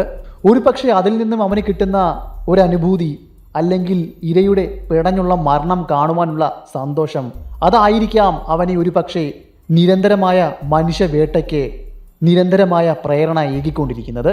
വനത്തോട് ചേർന്ന് നിൽക്കുന്ന ഗ്രാമങ്ങളിലെല്ലാം അവൻ മരണത്തിൻ്റെ ഒരു ദേവനായി തന്നെ കളിയാട്ടം തുടരുകയാണ്. അവിടുത്തെ ആളുകൾ പറയുന്നത് പ്രകാരം അവന് മുന്നിൽപ്പെട്ടവരാരും പിന്നീട് ജീവിതത്തിലേക്ക് മടങ്ങി വന്നിട്ടില്ല. എന്നാൽ ഗ്രാമത്തിലെ ഒരുപാട് പേർ അവനെ കണ്ടിട്ടുണ്ട്. അതുകൊണ്ടെല്ലാം അവൻ്റെ രൂപം അവരുടെ ഉള്ളിൽ മായാത്ത ഒരു മുറിവ് പോലെ മനസ്സിനുള്ളിൽ അടക്കി വയ്ക്കാനാകാത്ത ഒരു ഭയത്തിൻ്റെ രൂപമാണ്. അവൻ്റെ രൂപം വർണ്ണിച്ചു നൽകി. ഒത്ത വലിപ്പവും പൊക്കവുമുള്ള ഒരു കാട്ടാന. അവൻ്റെ ഒരു കൊമ്പിൻ്റെ അറ്റം മുറിഞ്ഞു പോയതാണ്. അതുപോലെ തന്നെ അവൻ്റെ മുൻകാലിൽ വലതുകാലിൻ്റെ മുകളിലായി പൊള്ളലേറ്റ പാടുമുണ്ട്. ഒരുപക്ഷെ അതായിരിക്കാം അവനെ ഇത്രയും വലിയ ക്രൂരനാക്കി മാറ്റിയത്. മറ്റാനകളുടെ കൂട്ടത്തിലൊന്നും അവനെ കാണുവാൻ സാധിക്കുകയില്ല. അവൻ എപ്പോഴും ഒറ്റ തിരിഞ്ഞാണ് നിൽക്കുന്നത്, ഒറ്റ തിരിഞ്ഞാണ് സഞ്ചരിക്കുന്നത്. ഗ്രാമത്തിലേക്ക് വരുമ്പോൾ പോലും അവൻ ഒറ്റയ്ക്കാണ് വരുന്നത്. നിരവധി പേർ അവനെ തിരക്കി വനത്തിലേക്ക് പോയിട്ടുണ്ട്. അവൻ്റെ ട്രാക്കുകൾ പിന്തുടർന്ന് പോയവർക്ക് എത്തുവാൻ സാധിച്ചത് ഒരു തെളിവുകളും അവശേഷിപ്പിക്കാത്ത പല സ്ഥലങ്ങളിലേക്ക് മാത്രമാണ്. അവനെ മാത്രം അവർക്ക് കണ്ടെത്തുവാൻ സാധിച്ചിരുന്നില്ല. എന്നാൽ അവരിൽ കുറച്ചു പേർ അവനെ ഇരയായി മാറുകയും ചെയ്തിട്ടുണ്ട്. ഇതിനോടകം തന്നെ ഏകദേശം 12-ൽ പരം ആളുകളെ അവൻ കൊന്നു കഴിഞ്ഞിരുന്നു. നിരപരാധിയായ മൃഗങ്ങളെ കൊല്ലുവാൻ ഒട്ടും ആഗ്രഹിക്കാത്ത ഒരാളാണ് ഞാൻ, പ്രത്യേകിച്ച് ആനകളെ. എന്നാൽ ആനകൾ മനുഷ്യന് വിനാശം തീർക്കുന്ന സമയം അവരെ കൊല്ലുകയല്ലാതെ മറ്റൊരു മാർഗവും ഉണ്ടാകുകയില്ല. അതും മാത്രമായിരുന്നില്ല അവൻ്റെ തേരോട്ടത്തിന് അവസാനം കുറിപ്പിക്കുവാൻ എന്നെ പ്രേരിപ്പിച്ചത്. ഇതുവരെ അവനെ തളയ്ക്കുവാനും കൊല്ലുവാനും നിരവധി ശിക്കാരികൾ ശ്രമിച്ചിട്ടുണ്ട്. അവർക്കെല്ലാം മണത്തത് പരാജയം മാത്രമാണ്. അതൊന്നുകൊണ്ട് മാത്രമാണ് അവനെ തളയ്ക്കുവാനും അല്ലെങ്കിൽ അവനെ കൊല്ലുവാനും ഞാൻ തീരുമാനമെടുത്ത് ലക്കവള്ളിയിലേക്ക് ഞാൻ എൻ്റെ യാത്ര തുടർന്നത്. ഒരു ദിവസങ്ങൾക്കപ്പുറം ഞാൻ ലക്കവള്ളിയിലെ ഭദ്ര എന്ന സ്ഥലത്ത് എത്തിച്ചേർന്നു. അവിടെ ഉണ്ടായിരുന്ന ഒരു ഗ്രാമത്തിൽ ഞാൻ താൽക്കാലികമായി താമസിക്കുകയും ചെയ്തിരുന്നു. ഇവിടെ നിന്നും എനിക്ക് പോകേണ്ടത് ജാഗാര എന്ന ഗ്രാമത്തിലേക്കാണ്. അവസാനമായി ആനയുടെ ആക്രമണം ഉണ്ടായത് ആ ഗ്രാമത്തിലാണ്. കഥയുടെ തുടക്കത്തിൽ നിങ്ങളോട് ഒരു സംഭവം ഞാൻ പറഞ്ഞിരുന്നില്ലേ? ഒരു ഗ്രാമീണൻ തൻ്റെ പട്ടിണിയും ദാരിദ്ര്യവും മാറ്റുവാൻ വേണ്ടി തോക്കെടുത്തുകൊണ്ട് വനത്തിലേക്ക് പോയ ഒരു കർഷകൻ്റെ കഥ. ആ കർഷകൻ പോയിരിക്കുന്നത് ഈ ഗ്രാമത്തിൽ നിന്നുമായിരുന്നു. ഈ സംഭവമാണ് ഭദ്രാവതിയിലെത്തി എനിക്ക് അറിയുവാൻ സാധിച്ചത്. അദ്ദേഹത്തിൻ്റെ ധൈര്യത്തെ പ്രശംസിച്ച് മതിയാവുകയുള്ളൂ. അദ്ദേഹം ഒരു കർഷകനാണ്. എന്നിട്ടും ആനയെ കൊല്ലുവാൻ വേണ്ടി അല്ലെങ്കിൽ തൻ്റെ കുടുംബത്തിൻ്റെയും ഗ്രാമത്തിൻ്റെയും കണ്ണീരൊപ്പുവാൻ വേണ്ടി അദ്ദേഹം എടുത്ത സാഹസികത. മരിക്കുമെന്ന് ഉറപ്പായിട്ടും അദ്ദേഹം നാടൻ തോക്കുമായി വനത്തിലേക്ക് പോയതിൻ്റെ ധൈര്യം, എല്ലാം കൊണ്ടും അദ്ദേഹം ഒരു ധീരനായിരുന്നു. ഇതുകൊണ്ടൊന്നും മാത്രമായിരുന്നില്ല അദ്ദേഹം അവനെ കൊല്ലുവാൻ വേണ്ടി വനത്തിലേക്ക് പോയത്. അദ്ദേഹം ദാരിദ്ര്യത്തിൻ്റെ പടുകുഴിയിലേക്ക് ചവിട്ടി താഴ്ക്കുവാനും കാരണം ഈ ആന തന്നെയാണ്. അദ്ദേഹത്തിൻ്റെ വിളകൾ കൂടുതലും നശിപ്പിച്ചത് ഈ ആനയാണ്. ഒറ്റ രാത്രി കൊണ്ട് അദ്ദേഹത്തിൻ്റെ വിളകളെല്ലാം അവൻ നശിപ്പിച്ചു കളഞ്ഞു. അദ്ദേഹം നെയ്തെടുത്ത സ്വപ്നങ്ങൾക്കെല്ലാം അവൻ അറുതി വരുത്തി. അയാളെ ഒരു വലിയ കടക്കണിയിലേക്ക് തള്ളിവിട്ടു. ദാരിദ്ര്യത്തിൻ്റെയും പട്ടിണിയുടെയും പടുകുഴിയിലേക്ക്. ആ ഒറ്റയാനയുടെ പല കഥകളും അവിടെ എത്തിയ എനിക്ക് അറിയുവാൻ സാധിച്ചു. പലതും ഭീതിപ്പെടുത്തുന്ന കഥകളായിരുന്നു. അതിൽ പലതും കെട്ടിച്ചമച്ച കഥ പോലെയെല്ലാം എനിക്ക് തോന്നി. ഞാൻ എൻ്റെ കഥകളിലെല്ലാം മുൻപേ നിങ്ങളോട് പറഞ്ഞിട്ടുള്ളതാണ്.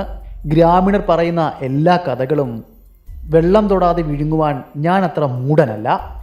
ഇവരിൽ പലരും പറയുന്ന കഥകൾ കെട്ടിച്ചമച്ച കഥകളും അല്ലെങ്കിൽ അതിശോക്തി കലർന്ന കഥകളുമെല്ലാമാണ്. ഇതിൽ പലതും നമ്മൾക്ക് വിശ്വസിക്കുവാൻ സാധിക്കുകയില്ല.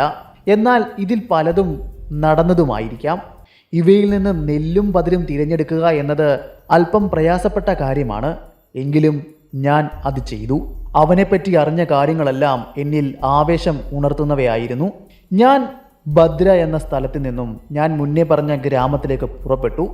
ഏകദേശം ഉച്ച കഴിഞ്ഞതോടെ ഞാൻ ആ ഗ്രാമത്തിൽ എത്തിച്ചേർന്നു.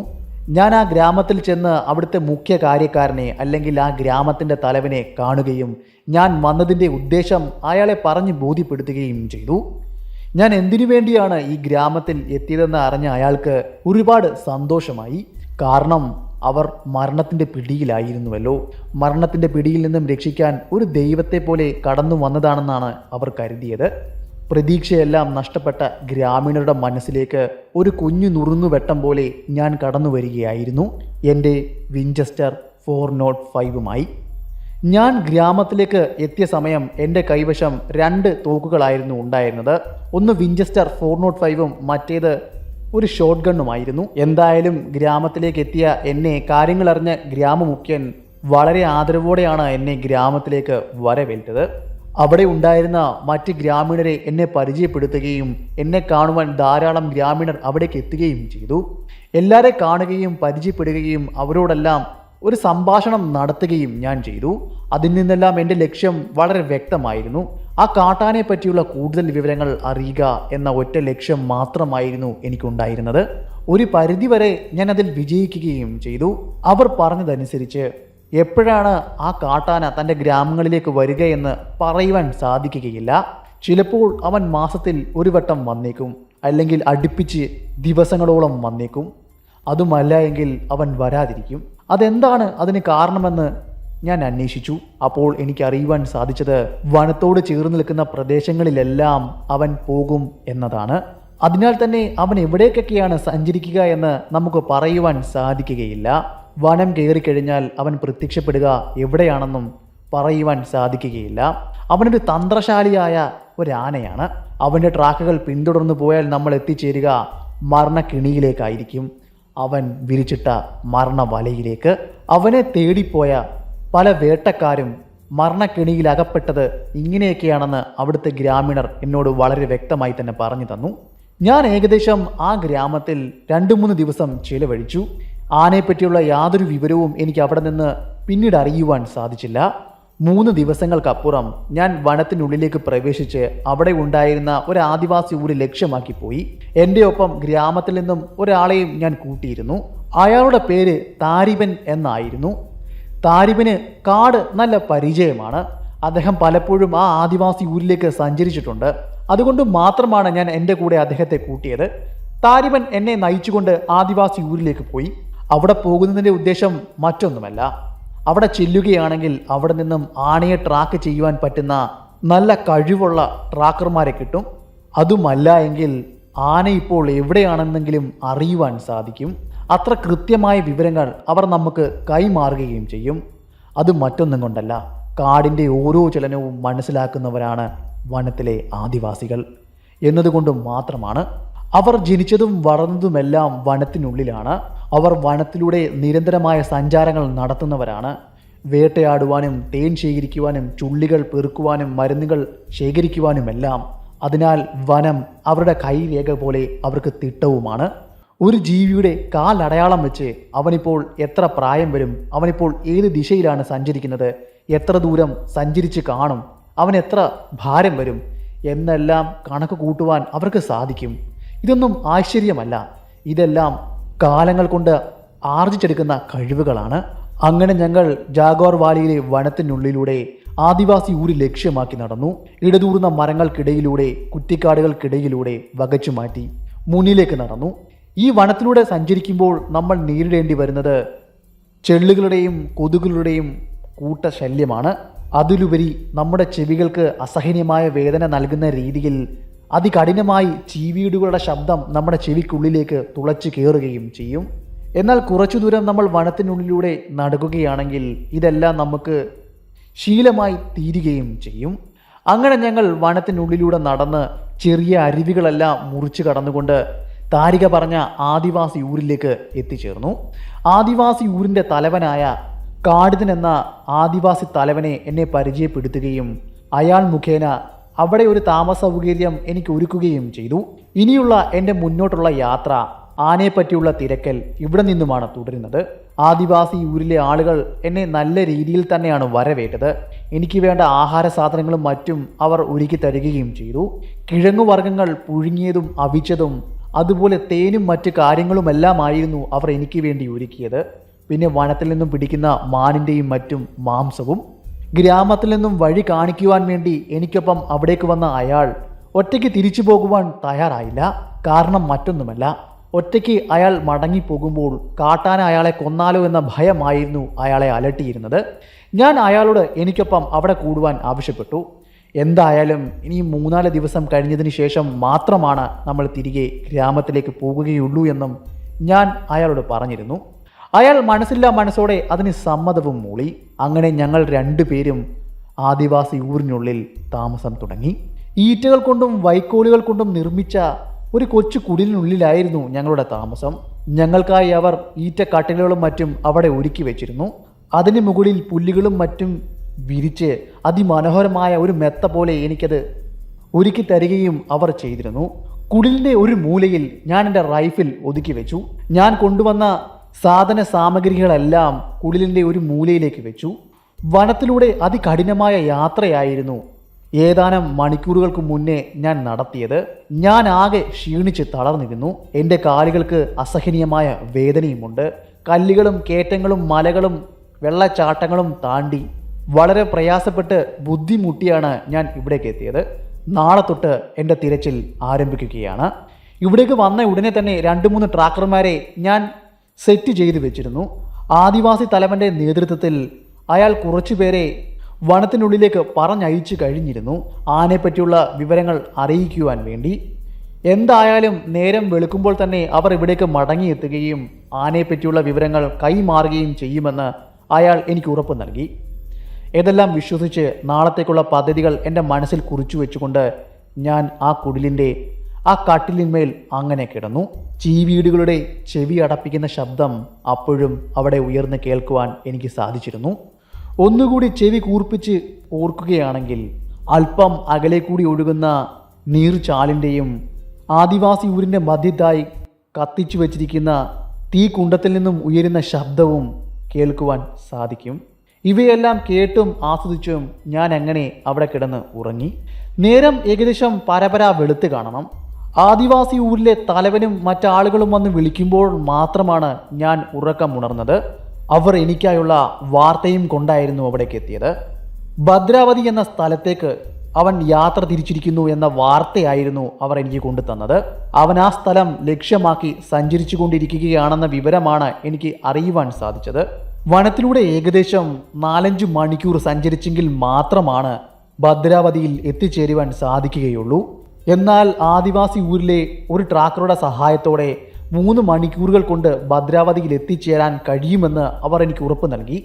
എന്നാൽ യാത്ര അല്പം കഠിനമായിരിക്കും അവർ പറഞ്ഞു. വനത്തിനുള്ളിലൂടെ പാറക്കെട്ടുകൾക്ക് മുകളിലൂടെ അതിസാഹസികമായി വേണം സഞ്ചരിക്കുവാൻ എന്നോടവർ പറഞ്ഞു. ഞാൻ അതിനെല്ലാം സമ്മതം മൂളി. എൻ്റെ കൂടെ വന്ന ഗ്രാമീണനെ ഞാനൊന്ന് നോക്കി. അയാളും തലയാട്ടി. അങ്ങനെ പിന്നെ നേരം ഒട്ടും പാഴാക്കാതെ ഞങ്ങൾ അവിടെ നിന്നും ഭദ്രാവതി ലക്ഷ്യമാക്കി നടന്നു. ഞാൻ എൻ്റെ റൈഫിലുകൾ എൻ്റെ തോളിൽ തൂക്കി. അതിൽ ഷോട്ട് ഗണ്ണ് എൻ്റെ കൂടെ അവിടേക്ക് വന്ന ആ ഗ്രാമീണൻ്റെ കയ്യിൽ കൊടുത്തു. മറ്റ് സാധനങ്ങൾ ആ ട്രാക്കറുടെ കയ്യിലും. ആ ട്രാക്കർ മുന്നിൽ നടക്കുകയും ഞാൻ അയാൾക്ക് പിന്നിൽ നടക്കുകയും ചെയ്തു.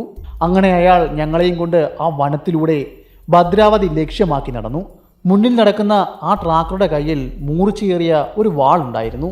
അയാൾ അതുപയോഗിച്ച് ഞങ്ങളുടെ മുന്നിലുണ്ടായിരുന്ന മരത്തിൻ്റെ ചില്ലകളും കാടുകളുമെല്ലാം വെട്ടിത്തളിച്ചുകൊണ്ട് ഞങ്ങൾക്ക് വഴിയൊരുക്കി മുന്നിലേക്ക് നടന്നു. പോകുന്ന പാതയിൽ ഉയരം കയറിയ കുന്നുകളും താഴ്ചകളും എല്ലാം ഉണ്ടായിരുന്നു. അതെല്ലാം താണ്ടി ഞങ്ങൾ മുന്നിലേക്ക് നടന്നു. പോകുന്ന വഴിയിലെ വഴുക്കിലുള്ള കല്ലുകളിൽ പലവട്ടം തെന്നിയെങ്കിലും വീഴാതെ ദൈവം കാത്തു. അങ്ങനെ അതിസാഹസികമായ ആ യാത്ര എൻ്റെ ശരീരത്തിൽ ധാരാളം മുറിവുകൾ എനിക്ക് സമ്മാനിച്ചു. കാലിലും കൈകളിലുമെല്ലാം കമ്പുകൾ കൊണ്ടും കല്ലുകൾ കൊണ്ടുമുള്ള പരിക്കുകൾ എന്നെ വല്ലാതെ വേദനിപ്പിച്ചു. എങ്കിലും എല്ലാ വേദനകളെയും ഞാൻ തരണം ചെയ്തുകൊണ്ട് ഒറ്റ ലക്ഷ്യം മനസ്സിൽ കുറിച്ചുകൊണ്ട് മുന്നിലേക്ക് തന്നെ നടന്നു. ഭദ്രാവതി വനത്തിനെ പിടിച്ചു മുറുക്കിയിരിക്കുന്ന ആ മരണത്തെ അകറ്റുക എന്ന ലക്ഷ്യം. അങ്ങനെ ആ ട്രാക്കർ പറഞ്ഞത് പ്രകാരം 3 മണിക്കൂറുകൾ കൊണ്ട് ഞങ്ങൾ ഭദ്രാവതി എന്ന സ്ഥലത്ത് എത്തിച്ചേർന്നു. അവിടെയുള്ള ഗ്രാമീണരോട് ഈ വിവരം പറയുകയും അവരോട് സുരക്ഷിതമായി അവരുടെ കുടിലുകൾക്കുള്ളിൽ തന്നെ ഇരിക്കുവാനും പറഞ്ഞു. അതിനുശേഷം വനത്തോട് ചേർന്ന് നിൽക്കുന്ന ഒരു കുടിലിലെ ആളുകളെ ഒഴിപ്പിച്ചതിന് ശേഷം ഞങ്ങൾ ആ കുടിലിലിരുന്നു, വനത്തെ നിരീക്ഷിച്ചുകൊണ്ട്. ഇനിയും ഏത് സമയവും ആ കാട്ടാന ഗ്രാമത്തിലേക്ക് കടന്നു വന്നേക്കാം. അവൻ്റെ വരവ് മുന്നിൽ കണ്ടുകൊണ്ട് ഞങ്ങൾ അവനെ കാത്തു നിന്നു. മണിക്കൂറുകൾ കടന്നുപോയി. വനത്തിലേക്ക് കന്നുകാലികളെ മേയ്ക്കുവാൻ പോയ ഒരു ആട്ടിടയൻ ഉച്ചത്തിൽ നിലവിളിച്ചുകൊണ്ട് ഗ്രാമത്തിലേക്ക് ഓടി വരുന്ന കാഴ്ച ഞങ്ങൾക്ക് കാണുവാൻ സാധിച്ചു. അയാൾ ഗ്രാമത്തിലേക്ക് ഓടിയെത്തിയതും ഞങ്ങൾ അയാൾക്കരികിലേക്ക് ഓടിച്ചെന്നു. കാര്യം എന്താണെന്ന് തിരക്കി. അപ്പോൾ ഞങ്ങൾക്ക് അറിയുവാൻ സാധിച്ചത് വനത്തിൽ വെച്ച് അയാൾ ആ കാട്ടാനയെ കണ്ടു എന്നും അദ്ദേഹത്തിൻ്റെ കന്നുകാലികൾക്ക് നേരെ അവൻ ആക്രമണം അഴിച്ചുവിട്ടു എന്നുമാണ്. തൻ്റെ കന്നുകാലികളിൽ ഒന്നിനെ അവൻ അവൻ്റെ തുമ്പിക്കൈ വെച്ച് അടിച്ചു കൊന്നു. തൻ്റെ നേരെ അവൻ കൊലവിളി വിളിച്ചുകൊണ്ട് ഓടിയെടുത്തു. താൻ ആകുന്ന വേഗം ഇവിടേക്ക് കുതിച്ചോടി വരികയായിരുന്നു എന്നും അദ്ദേഹം പറഞ്ഞു. കുറച്ചു ദൂരം അദ്ദേഹത്തെ ആ കാട്ടാന പിന്തുടർന്നതിന് ശേഷം അവൻ മടങ്ങി വനത്തിലേക്ക് പോയി എന്നാണ് അദ്ദേഹം ഞങ്ങളോട് പറഞ്ഞത്.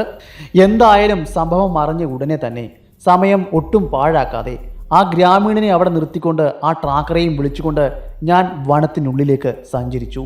എൻ്റെ വിൻചെസ്റ്റർ 405 ഗ്രാമീണൻ പറഞ്ഞ അടയാളങ്ങളെല്ലാം വെച്ചുകൊണ്ട് സംഭവം നടന്ന സ്ഥലത്ത് ഞങ്ങൾ എത്തിച്ചേർന്നു. കന്നുകാലികളുടെ ട്രാക്കുകളെല്ലാം അവിടെ വളരെ വ്യക്തമായി തന്നെ കാണുവാൻ സാധിച്ചു. അവിടെ വെച്ച് പല ഭാഗങ്ങളിലേക്ക് കന്നുകാലികൾ ചിതറി ഓടിയിരിക്കുകയാണ്. അവിടെ ഒരു കന്നുകാലിയുടെ ശരീരവും കിടക്കുന്നുണ്ട്. തുമ്പിക്കൈ കൊണ്ട് ചുരുട്ടി നട്ടല് അടിച്ചൊടിച്ച അവസ്ഥയിലായിരുന്നു. അവൻ്റെ ശരീരത്തേക്ക് അവൻ്റെ കൊമ്പുകൾ കുത്തിയിറക്കിയതിൻ്റെയും പാടുകൾ കാണുവാൻ സാധിച്ചു. എന്തായാലും ഞങ്ങൾ ആ ട്രാക്കുകൾ പിന്തുടർന്നുകൊണ്ട് മുന്നിലേക്ക് പോകുവാൻ തന്നെ തീരുമാനിച്ചു. ഏറെ ദൂരം അവൻ സഞ്ചരിച്ച് കാണില്ല എന്ന ഒരു ഉറപ്പ് ഞങ്ങൾക്കുണ്ടായിരുന്നു. ഞങ്ങളെ കൊണ്ടാകുന്ന വിധം ആ ട്രാക്കുകൾ പിന്തുടർന്നുകൊണ്ട് വനത്തിനുള്ളിലേക്ക് ഞങ്ങൾ സഞ്ചരിച്ചു. ഏകദേശം 1/2 മൈലോളം ഞങ്ങൾ വനത്തിനുള്ളിലൂടെ സഞ്ചരിച്ചു. ആ ട്രാക്ക് കടന്നു പോകുന്നത് വനത്തിനുള്ളിലേക്കാണ്. വനത്തിനുള്ളിലെ ഇല്ലിക്കാടുകൾ കടന്ന് അത് കടന്നു പോകുന്നത് ഭദ്രാ നദിയുടെ തീരത്തേക്കാണെന്ന് ഞങ്ങൾക്ക് മനസ്സിലാക്കുവാൻ സാധിച്ചു. അങ്ങനെ ഞങ്ങൾ വളരെ പതിയെ കാറ്റിൻ്റെയും മറ്റും ദിശ ഞങ്ങൾക്ക് അനുകൂലമാകുന്ന വിധം ഞങ്ങൾ അവിടേക്ക് സഞ്ചരിച്ചു. ആനയ്ക്ക് ഞങ്ങളുടെ സാന്നിധ്യം മനസ്സിലാക്കാതെ വളരെ ശ്രദ്ധാപൂർവം റൈഫിളിൻ്റെ സേഫ്റ്റി ക്യാപ്പ് ഞാൻ റിമൂവ് ചെയ്തിരുന്നു. ഏത് നിമിഷവും എടുത്ത് പ്രയോഗിക്കുന്ന രീതിയിൽ റീലോഡ് ചെയ്താണ് ഞാൻ വെച്ചിരിക്കുന്നത്. റൈഫിളിൽ എൻ്റെ ചൂണ്ടുവിരൽ കൊണ്ട് കാഞ്ചിയിന്മേൽ ഏത് നിമിഷവും വലിക്കുന്ന രീതിയിൽ ഞാൻ വിരലും വെച്ചിരുന്നു. അങ്ങനെ ഞാൻ തോളിൽ തൂക്കി വെച്ച് മുന്നിലേക്ക് മന്ദം മന്ദം നടന്നു. അങ്ങ് ദൂരെ നിന്നും ഭദ്രാ നദിയുടെ ഒഴുക്ക് ഞങ്ങൾക്ക് കേൾക്കുവാൻ സാധിക്കുമായിരുന്നു. ഇനിയും ഏത് നിമിഷവും ആ മരണം ഞങ്ങൾക്കരികിലേക്ക് ചീറിയെടുത്തേക്കാം. ഞാൻ എൻ്റെ കൂടെ വന്ന ട്രാക്കറിനോട് കരുതിയിരിക്കുവാൻ പറഞ്ഞു. പിന്നീട് ഞങ്ങൾ ശ്രദ്ധാപൂർവം മുന്നിലേക്ക് നടന്നു.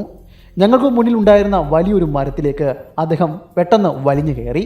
അവൻ പൊക്കത്തിരുന്നു കൊണ്ട് ചുറ്റുപാടും നിരീക്ഷിച്ചു. ആനയുടെ ദിശയും പൊസിഷനും മനസ്സിലാക്കുവാൻ വേണ്ടിയായിരുന്നു അയാൾ അങ്ങനെ ചെയ്തത്. എന്നാൽ അയാൾക്ക് ഒന്നും കാണുവാൻ സാധിച്ചില്ല. അയാൾ മരത്തിൽ നിന്നും താഴേക്കിറങ്ങി. വീണ്ടും ഞങ്ങൾ ആനയുടെ കാലടയാളങ്ങൾ മനസ്സിലാക്കി മുന്നിലേക്ക് നടന്നു. അങ്ങനെ ഞങ്ങളുടെ നടത്തം വന്ന് അവസാനിച്ചത് ഭദ്രാ നദിയുടെ തീരത്ത് നിന്നും ഏകദേശം 10-30 അടി മാറിയായിരുന്നു. 10-30 അടി മാറി ഞങ്ങൾ ഒരു മരത്തിന് മറവിലേക്ക് മറഞ്ഞു നിന്നു. ഉച്ച കഴിഞ്ഞ സമയമാണ്. സാമാന്യം അന്തരീക്ഷം ചൂട് പിടിച്ചു കഴിഞ്ഞിരുന്നു.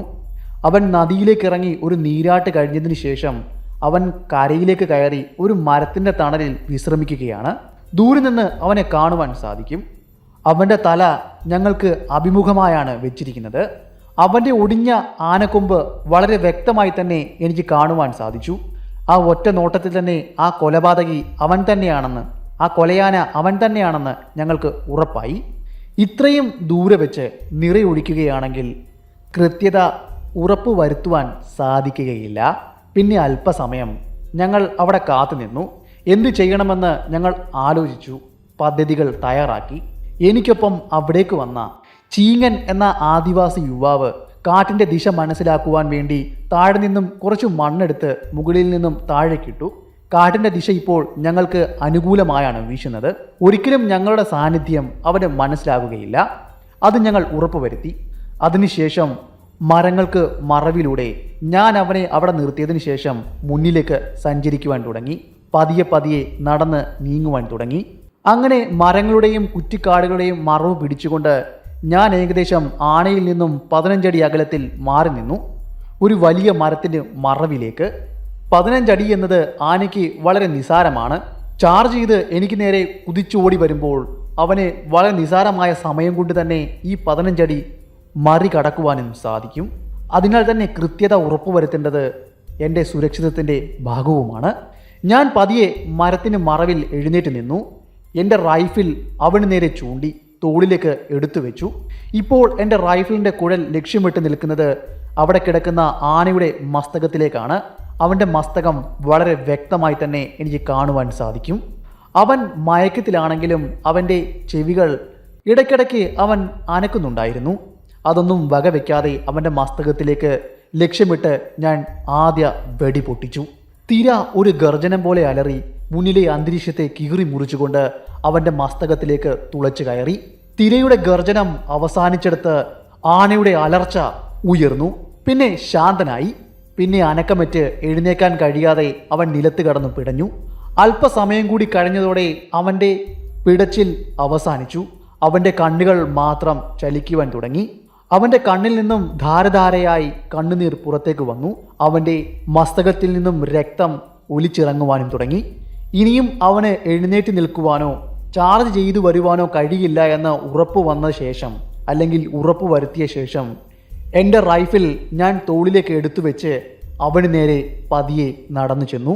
ഞാൻ ചരിഞ്ഞു കിടക്കുന്ന ആനയുടെ അരികിലേക്ക് നടന്നു ചെന്നിട്ടും എന്നെ അനുഗമിക്കാതെ ഭയന്ന് വിറച്ചുകൊണ്ട് ആദിവാസി യുവാവ് ദൂരെ നിൽക്കുന്നുണ്ടായിരുന്നു. അതിശയത്തോടെ എല്ലാം നോക്കി കാണുന്നുണ്ടായിരുന്നു. ഞാൻ വീണ് കിടക്കുന്ന ആനയ്ക്ക് ചുറ്റും ഒന്ന് വലം വെച്ചു. അവൻ്റെ ഇമകൾ വെട്ടുന്നുണ്ടായിരുന്നു. ഞാൻ എൻ്റെ റൈഫിൾ പോയിന്റ് ബ്ലാങ്കിൽ വെച്ചുകൊണ്ട് ഒരു തിര കൂടി പായിച്ചു. അതവൻ്റെ തലച്ചോറിനുള്ളിലേക്ക് തുളച്ച് കയറി കാണണം. അവൻ്റെ കണ്ണുകൾ അടഞ്ഞു എന്നേക്കുമായി. അങ്ങനെ ചത്തുകിടന്ന ആനയെ പരിശോധിച്ച ശേഷം എനിക്കൊരു കാര്യം മനസ്സിലായി. അവിടുത്തെ ഗ്രാമീണർ പറഞ്ഞത് ശരിയാണ്. അവൻ്റെ ഇടത്തെ കാലിൻ്റെ മുൻഭാഗത്തായി ഒരു വലിയ പൊള്ളിയ പാടുണ്ട്. അതിപ്പോൾ അത്യാവശ്യം വലിയ വ്രണമായി കഴിഞ്ഞിരുന്നു. ഗ്രാമീണർ പറഞ്ഞ കഥകളിൽ നിന്നും ഒരു ആനയുടെ അലർച്ചയുടെ കാര്യം ഞാൻ പറഞ്ഞിരുന്നില്ലേ? ചിലപ്പോൾ തോട്ട പൊട്ടി ഉണ്ടായ വലിയ മുറിപ്പാടായിരിക്കാം ഇത്. അത് കാരണമായിരിക്കാം അവന് മനുഷ്യരോട് എത്ര പക തോന്നിയത്. അവൻ്റെ വേദന കടിച്ചമർത്തുവാൻ വേണ്ടി വല്ല മരത്തിലോ വല്ലോ കുത്തിയപ്പോഴായിരിക്കാം അവൻ്റെ കൊമ്പ് ഒടിഞ്ഞു പോയത്.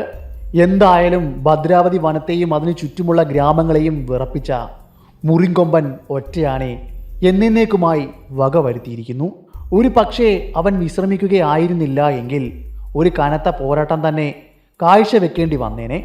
നമ്മുടെ ഇന്നത്തെ കഥ ഇവിടം കൊണ്ട് അവസാനിക്കുകയാണ്.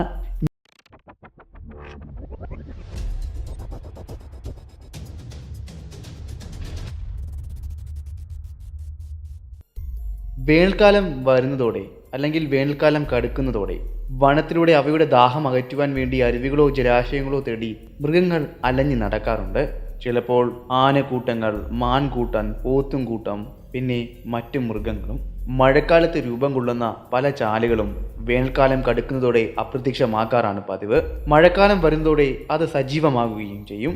ഈ സാഹചര്യങ്ങളിൽ വേനൽക്കാലം കടുക്കുമ്പോൾ വറ്റാത്ത പല നീർക്കുഴികൾക്കരികിലേക്കോ അല്ല എങ്കിൽ പുഴയുടെ തീരത്തേക്കോ അല്ലെങ്കിൽ അവയിലേക്ക് ഒഴുകിയെത്തുന്ന നീർച്ചാലിൻ്റെ അരികിലേക്കോ മൃഗങ്ങൾ എത്താറാണ് പതിവ്. വേനൽക്കാലത്ത് പല നീർക്കുഴികളും ജലം വലിഞ്ഞ് ചെളി നിറഞ്ഞ് ചതുപ്പ് രൂപം പ്രാപിക്കാറുണ്ട്. അങ്ങനെയുള്ള ചതുപ്പിലേക്ക് വന്നു വീഴുന്ന മൃഗങ്ങൾ അതിൻ്റെ ആഴത്തിലേക്ക് താഴ്ന്നു പോകാറാണ് പതിവ്. പിന്നീട് സുരക്ഷിതത്തിലേക്ക് അല്ലെങ്കിൽ ജീവിതത്തിലേക്ക് തിരിച്ചു വരാറില്ല.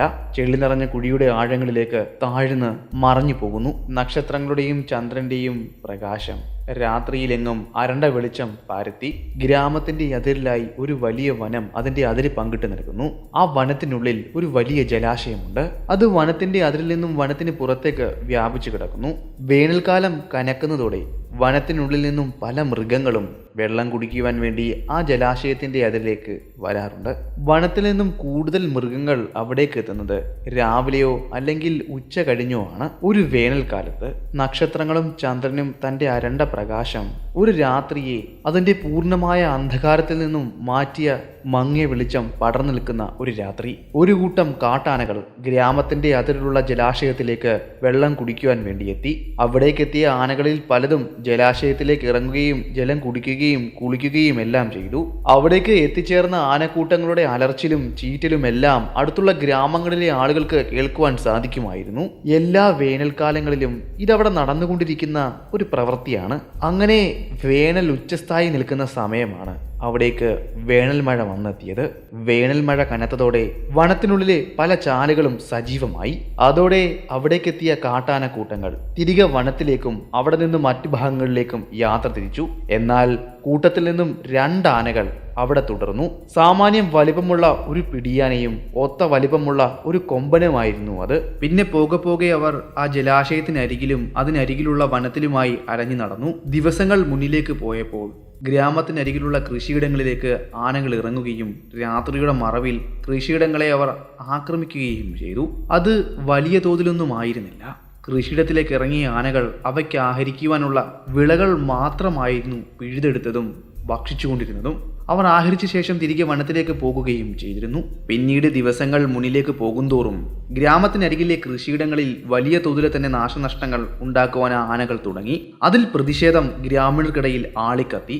ഇതുവരെ മനുഷ്യന്റെ ജീവനെ യാതൊരു ഭീഷണിയും ആനകൾ ഉയർത്തിയില്ല എന്നത് മാത്രമായിരുന്നു അവർക്കിടയിൽ ഉണ്ടായിരുന്ന ഒരേ ഒരു ആശ്വാസം. എന്നാൽ വലിയ സാമ്പത്തിക നഷ്ടമാണ് ആനകൾ മൂലം ഗ്രാമീണർക്ക് ഉണ്ടായത്. അവർ കൊലയാളി ആനകളല്ലാത്തത് കൊണ്ടും ഇതുവരെ മനുഷ്യനെ ആക്രമിക്കാത്തത് കൊണ്ടും അവയെ കൊല്ലുവാൻ സാധിക്കില്ല. ഇനിയുള്ളത് അവരെ ഗ്രാമത്തിൽ നിന്നും ഓടിക്കുക എന്നത് മാത്രമായിരുന്നു. അവരെ അവിടെ നിന്ന് തുരത്തി ഓടിക്കുന്നതിന്റെ ഭാഗമായി ഗ്രാമീണർ അവിടെ ഒത്തുകൂടുകയും പെരുമ്പറകളും തീപ്പന്തങ്ങളും കരിമരുന്നുകളും പ്രയോഗിക്കുവാൻ വേണ്ടി സജ്ജമാകുകയും ചെയ്തു. സൂര്യൻ അസ്തമിച്ച ശേഷം ജലാശയത്തിന്റെ അരികിലേക്ക് അവർ പോകുവാൻ തയ്യാറായി.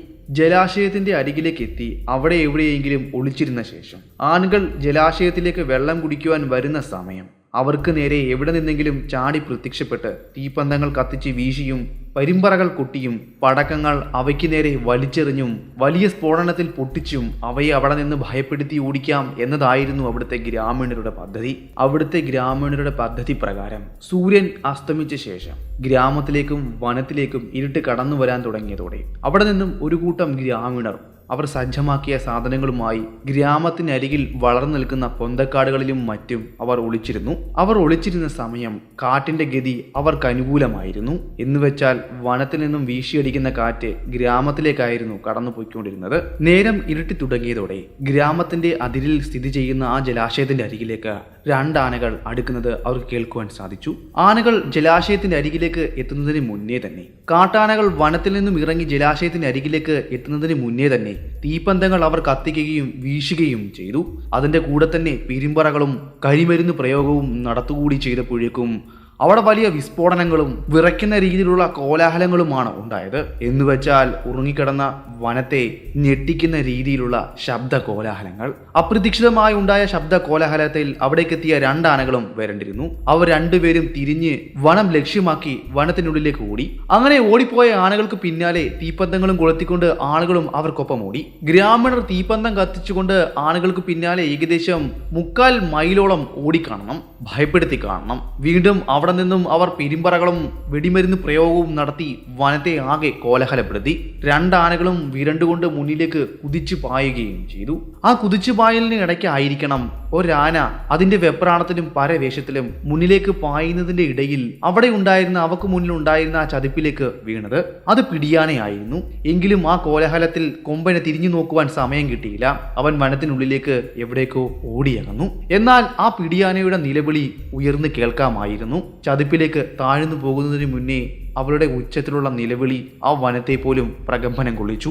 നേരം ഏകദേശം അർദ്ധരാത്രി കഴിഞ്ഞതോടെ ആ ചതിപ്പിന്റെ ആഴങ്ങളിലേക്ക് ആ പിടിയാന താന്നു പോകുന്നത് അവിടുത്തെ ഗ്രാമീണർ നോക്കിക്കണ്ടു. ആ തീപ്പന്തങ്ങളുടെ വെളിച്ചത്തിൽ വനത്തിലേക്ക് ഭയന്ന് ഓടിപ്പോയ കാട്ടാന ഇനി ഒരിക്കലും മടങ്ങി ആ ജലാശയത്തിന്റെ അരികിലേക്ക് വരില്ല എന്ന് ഉറപ്പിച്ച ഗ്രാമീണർ തിരികെ അവരുടെ ഗ്രാമത്തിലേക്ക് പോകുകയായിരുന്നു.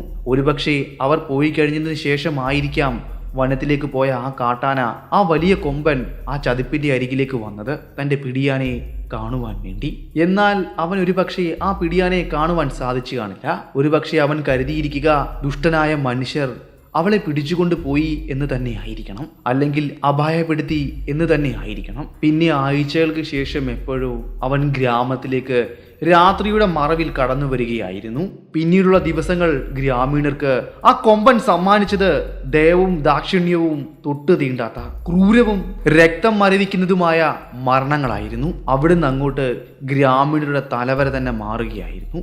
നമ്മൾ ഇന്ന് പറയുവാൻ പോകുന്നത് ഒരു ഗ്രാമത്തെ തന്നെ വിറപ്പിച്ച് കൊലപാതകങ്ങളുടെ പരമ്പര തുടർക്കഥയാക്കിയ ഒരു കൊമ്പനെ കൊന്ന ധാമിയുടെ വേട്ടക്കഥയാണ്.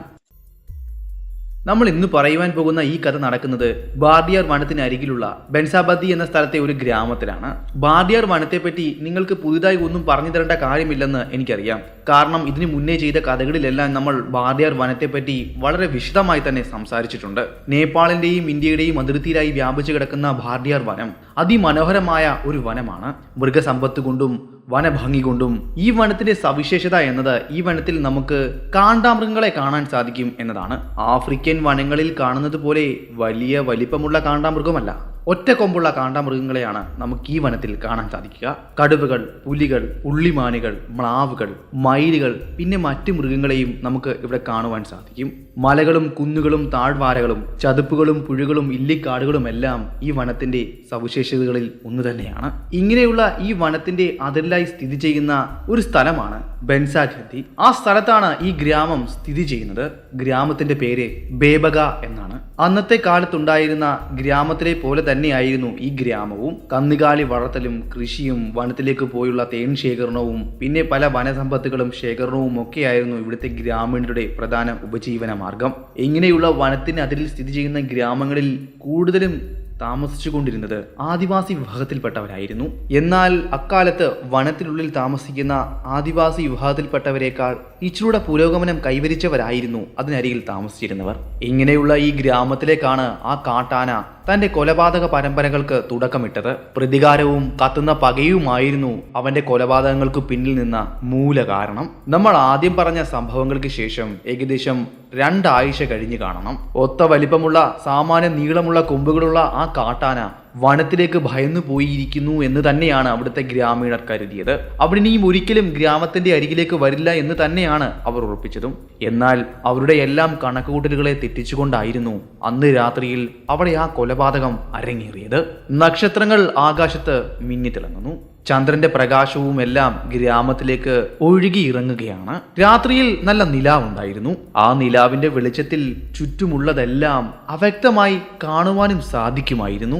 ഗ്രാമത്തിലെ തന്റെ കുടിലിൽ നിന്നും ഒരു വൃദ്ധൻ തന്റെ കന്നുകാലികളെ കെട്ടിയിട്ട കന്നുകാലി തൊഴുത്തിന് അരികിലേക്ക് നടന്നുപോയി.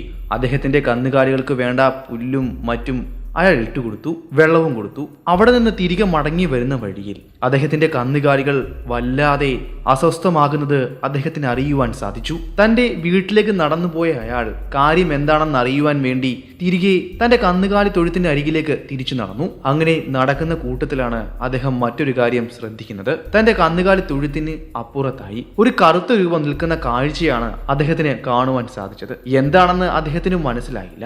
എന്നാൽ ആ രൂപത്തെ നോക്കിയാണ് തന്റെ കന്നുകാലികൾ അസ്വസ്ഥമാകുന്നതെന്ന് അദ്ദേഹത്തിന് മനസ്സിലായി. രണ്ടും കൽപ്പിച്ച് എന്താണെന്ന് അറിയുവാൻ വേണ്ടി അവിടെ കടന്ന ഒരു കമ്പും എടുത്തുകൊണ്ട് ആ വൃദ്ധൻ അതിന്റെ അരികിലേക്ക് നടന്നു. കന്നുകാലി തൊഴുത്തിന് അപ്പുറത്തിട്ടിരുന്ന വൈക്കോല് കൂനയിൽ നിന്നും വൈക്കോല് അത് ആഹരിച്ചുകൊണ്ട് നിൽക്കുന്ന സമയമാണ് ആ വൃദ്ധൻ അതിന് മുന്നിലേക്ക് എത്തുന്നത്. ആ കറുത്ത രൂപത്തിൽ നിന്നും ഏകദേശം 20 അടി അകലെ എത്തിയപ്പോൾ എന്താണ് തനിക്ക് മുന്നിൽ നിൽക്കുന്നതെന്ന കാര്യം ആ വൃദ്ധന് മനസ്സിലായി. അപ്പോൾ തന്നെ ഭയം അയാൾക്കുള്ളിലോട്ട് ഇരച്ചരമ്പി കയറുകയായിരുന്നു. തന്റെ കയ്യിലിരുന്ന ആ കമ്പ് നിലത്തേക്ക് വീണു. അവിടെ നിന്ന് ആ കറുത്ത രൂപത്തിന്റെ അനക്കം നിലച്ചു. പിന്നെയെല്ലാം വളരെ വേഗമായിരുന്നു. പെട്ടെന്ന് തന്നെ ആ കറുത്ത രൂപം അദ്ദേഹത്തിന് നേരെ തിരിയുകയും ഉച്ചത്തിൽ അലറുകയും ചെയ്തു. ആ സമയം നിലാവിന്റെ വെളിച്ചത്തിൽ അവന്റെ വെളുത്ത കൊമ്പുകൾ തിളങ്ങുന്നത് അദ്ദേഹത്തിന് കാണുവാൻ സാധിച്ചു. അതെ, ആഴ്ചകൾക്ക് മുന്നേ ഗ്രാമീണർ ഇവിടെ നിന്നും തുരത്തിയ ആ കൊമ്പൻ തന്നെയാണ് ഇവനെന്ന് അദ്ദേഹത്തിന് മനസ്സിലായി. അത് മറ്റൊന്നും കൊണ്ടായിരുന്നില്ല, അവനെ തുരത്തുവാൻ പോയ സംഘത്തിൽ അദ്ദേഹവും ഉണ്ടായിരുന്നു. അവന്റെ വലിയ നീളമുള്ള കൊമ്പുകളും അവന്റെ വലിപ്പവും എല്ലാം അന്ന് അദ്ദേഹം കണ്ടതുമാണ്. ആനയുടെ ഉച്ചത്തിലുള്ള അലർച്ചയും അദ്ദേഹത്തിന്റെ നിലവിളിയും കേട്ട് അയാളുടെ വീട്ടിലുണ്ടായിരുന്ന തന്റെ മകൻ പുറത്തേക്ക് ഇറങ്ങി വന്നു. അപ്പോൾ കണ്ട കാഴ്ച ആ കൊമ്പൻ തന്റെ അച്ഛനെ തുമ്പിക്കൈയിൽ ചുരുട്ടി നിലത്തടിക്കുന്ന കാഴ്ചയായിരുന്നു. അതിഭയാനകമായ കാഴ്ച. നിലത്തടിച്ച കാട്ടാനയുടെ ശൗര്യം തീർന്നില്ല. അവൻ വീണ്ടും വീണ്ടും അയാളെ ചുരുട്ടി നിലത്തേക്ക് അടിക്കുന്നുണ്ടായിരുന്നു. ഈ പാറക്കല്ലുണ്ടല്ലോ, പാറക്കല്ലിന്റെ പുറത്തേക്ക് നമ്മൾ ഈ തെങ്ങിന്റെ പൂക്കല എടുത്ത് അടിക്കുമ്പം എന്താണ് കാണുന്നത്, അതുപോലെ തന്നെയായിരുന്നു അദ്ദേഹത്തിന്റെ മകനും കണ്ടത്. നിലത്തേക്ക് അടിക്കുമ്പോൾ അദ്ദേഹത്തിന്റെ ശരീരത്തിൽ നിന്നും മാംസവും പിന്നെ രക്തവും ചിതറുന്ന കാഴ്ച. ഏകദേശം 2 വട്ടം ആ വൃദ്ധനെ നിലത്തേക്ക് ഓങ്ങി അടിച്ചു കാണണം. അതിനുശേഷം അവന്റെ മുൻകാലുകൾ കൊണ്ട് നിലത്തിട്ട് ചവിട്ടി അരയ്ക്കുകയായിരുന്നു. നിസ്സഹായനായി അദ്ദേഹത്തിന്റെ മകൻ ആ കാഴ്ച നോക്കിക്കണ്ടു. ഉച്ചത്തിൽ നിലവിളിക്കുകയും പൊട്ടിക്കരയുകയും ചെയ്തു. കാട്ടാന തന്റെ പരാക്രമണം അവസാനിപ്പിച്ച് അവന്റെ കലി അടങ്ങിയ ശേഷം തന്റെ മകന് നേരെയും ആന തിരിഞ്ഞിരുന്നു. ഭാഗ്യവശാൽ അപ്പോഴേക്കും അവൻ അവിടെ നിന്ന് മൂടി വീടിനകത്തേക്ക് കയറിയിരുന്നു. ഒരു പക്ഷേ ആ കാട്ടാനയുടെ കളി അടങ്ങിയത് കൊണ്ടായിരിക്കണം അവൻ അവിടെ നിന്നും തിരികെ വനം കയറിയത്. സൂര്യന്റെ പ്രകാശം ആ ഗ്രാമത്തിലേക്ക് വരുന്നത് വരെ ഗ്രാമത്തിൽ നിന്നും ആരും തന്നെ പുറത്തേക്ക് ഇറങ്ങിയിരുന്നില്ല. ആ വൃദ്ധന്റെ വീട്ടിൽ നിന്നും പൊട്ടിക്കരച്ചിലുകൾ ഉയർന്നിരുന്നു. തന്റെ മകൻ നിലവിട്ട് കരയുകയാണ്. ആ ദയനീയമായ കാഴ്ച തന്റെ കൺമുന്നിൽ നടക്കുന്നു. നിസ്സഹായതയോടെ അവനത് നോക്കിക്കാണുന്നു. അതിലും വലിയൊരു ഭയാനകമായ ചിത്രം, ഇത്രയും വലിയ ഭയാനകമായ കാഴ്ച കണ്ട അവൻ ആകെ തളർന്നിരുന്നു. അതിൽ നിന്നും വന്ന ഗ്രാമീണർ ശരീരം നുള്ളിപ്പെറുക്കിയെടുക്കുകയായിരുന്നു. പിന്നെ അന്ത്യകർമ്മങ്ങൾക്കായി വിട്ടുകൊടുത്തു. അന്ന് ആ ഗ്രാമത്തിൽ അരങ്ങേറിയത് ഒരു കൊലപാതക പരമ്പരയുടെ തുടർക്കഥ മാത്രമാണ് എന്ന് അവിടുത്തെ ആളുകൾക്ക് മനസ്സിലായില്ല. ഒരുപക്ഷെ വനമിറങ്ങി വന്ന കാട്ടാനയ്ക്ക് മുന്നിൽപ്പെട്ട വൃദ്ധനെ ആ കാട്ടാന വക വരുത്തിയതായിരിക്കാം എന്നാണ് അവർ ചിന്തിച്ചത്. ഒരിക്കലും അന്നവർ വനത്തിലേക്ക് ഭയപ്പെടുത്തി ഓടിച്ച് ആന മടങ്ങി വന്നതാണെന്ന് അവർ കരുതിയിരുന്നതേയില്ല. വീണ്ടും ആഴ്ചകൾ ശാന്തത ആ ഗ്രാമത്തിലേക്ക് കൊണ്ടുവന്നു. എന്നാൽ അത് താൽക്കാലികം മാത്രമായിരുന്നു.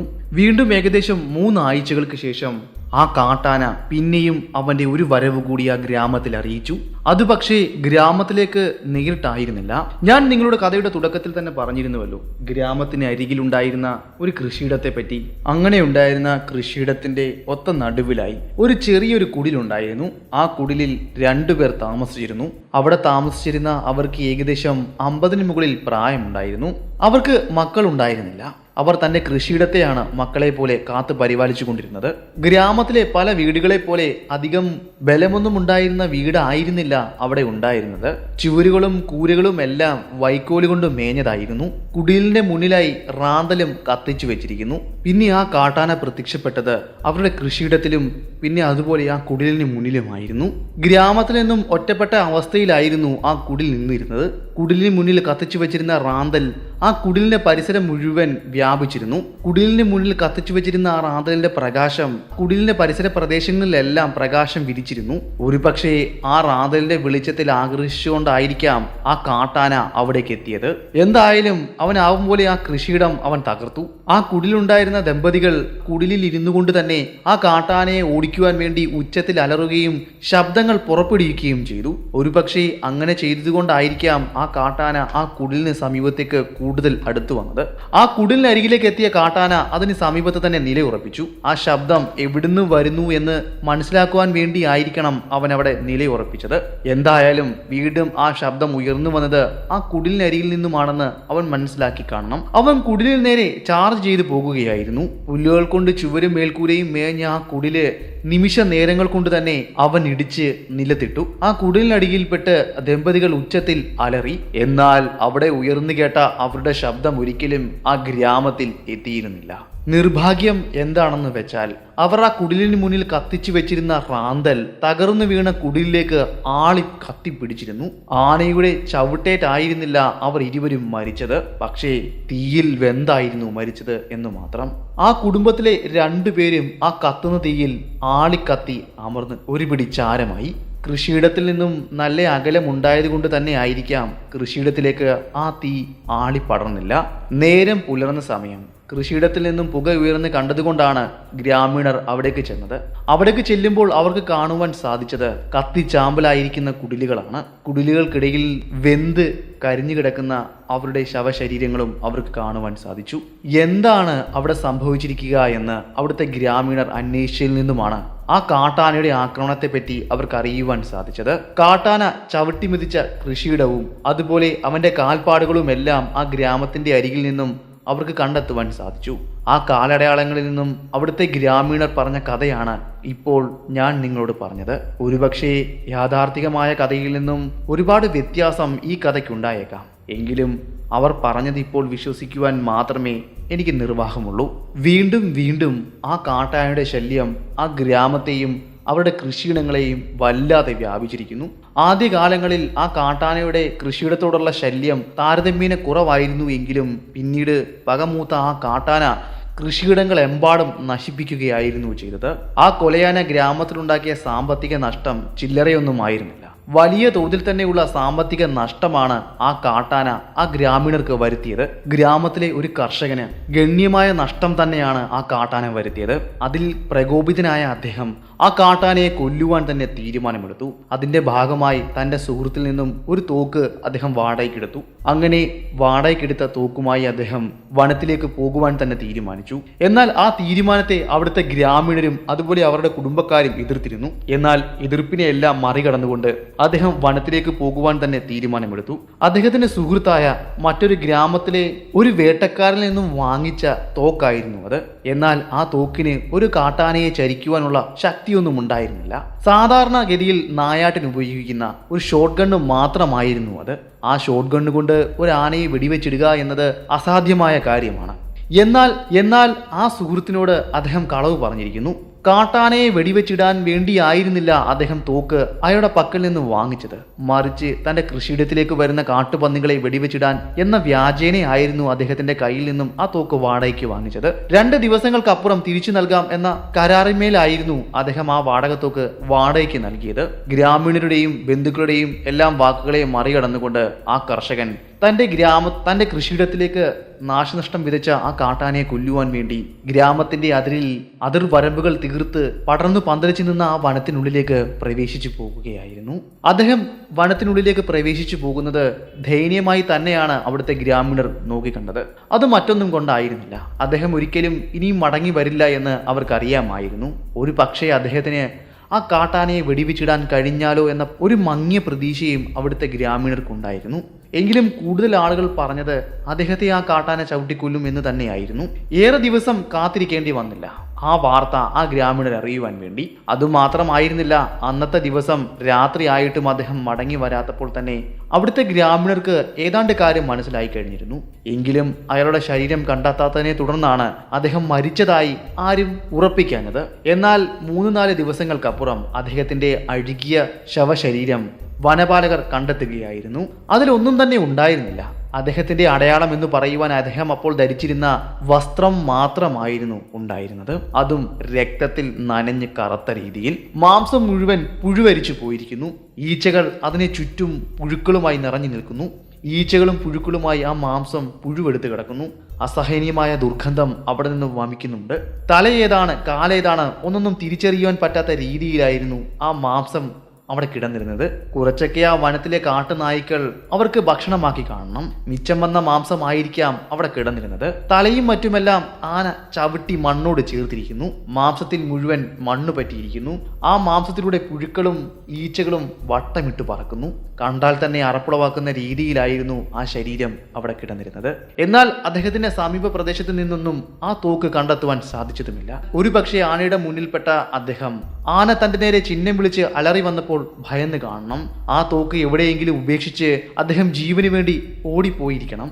അങ്ങനെ ഓടി വന്നപ്പോഴായിരിക്കാം അദ്ദേഹത്തെ ആന പിടിച്ചതും കൊലപ്പെടുത്തിയതും. ഈ സംഭവ പരമ്പരകളെല്ലാം അവിടെ അരങ്ങേറി ഗ്രാമം മുഴുവൻ നിരാശയിലും ദുഃഖത്തിലും ആയിരുന്ന സമയമാണ് കാലം വെച്ച ദൗത്യം പോലെ അപ്രതീക്ഷിതമായി ഞാൻ ആ ഗ്രാമത്തിലേക്ക് കടന്നു വരുന്നത്.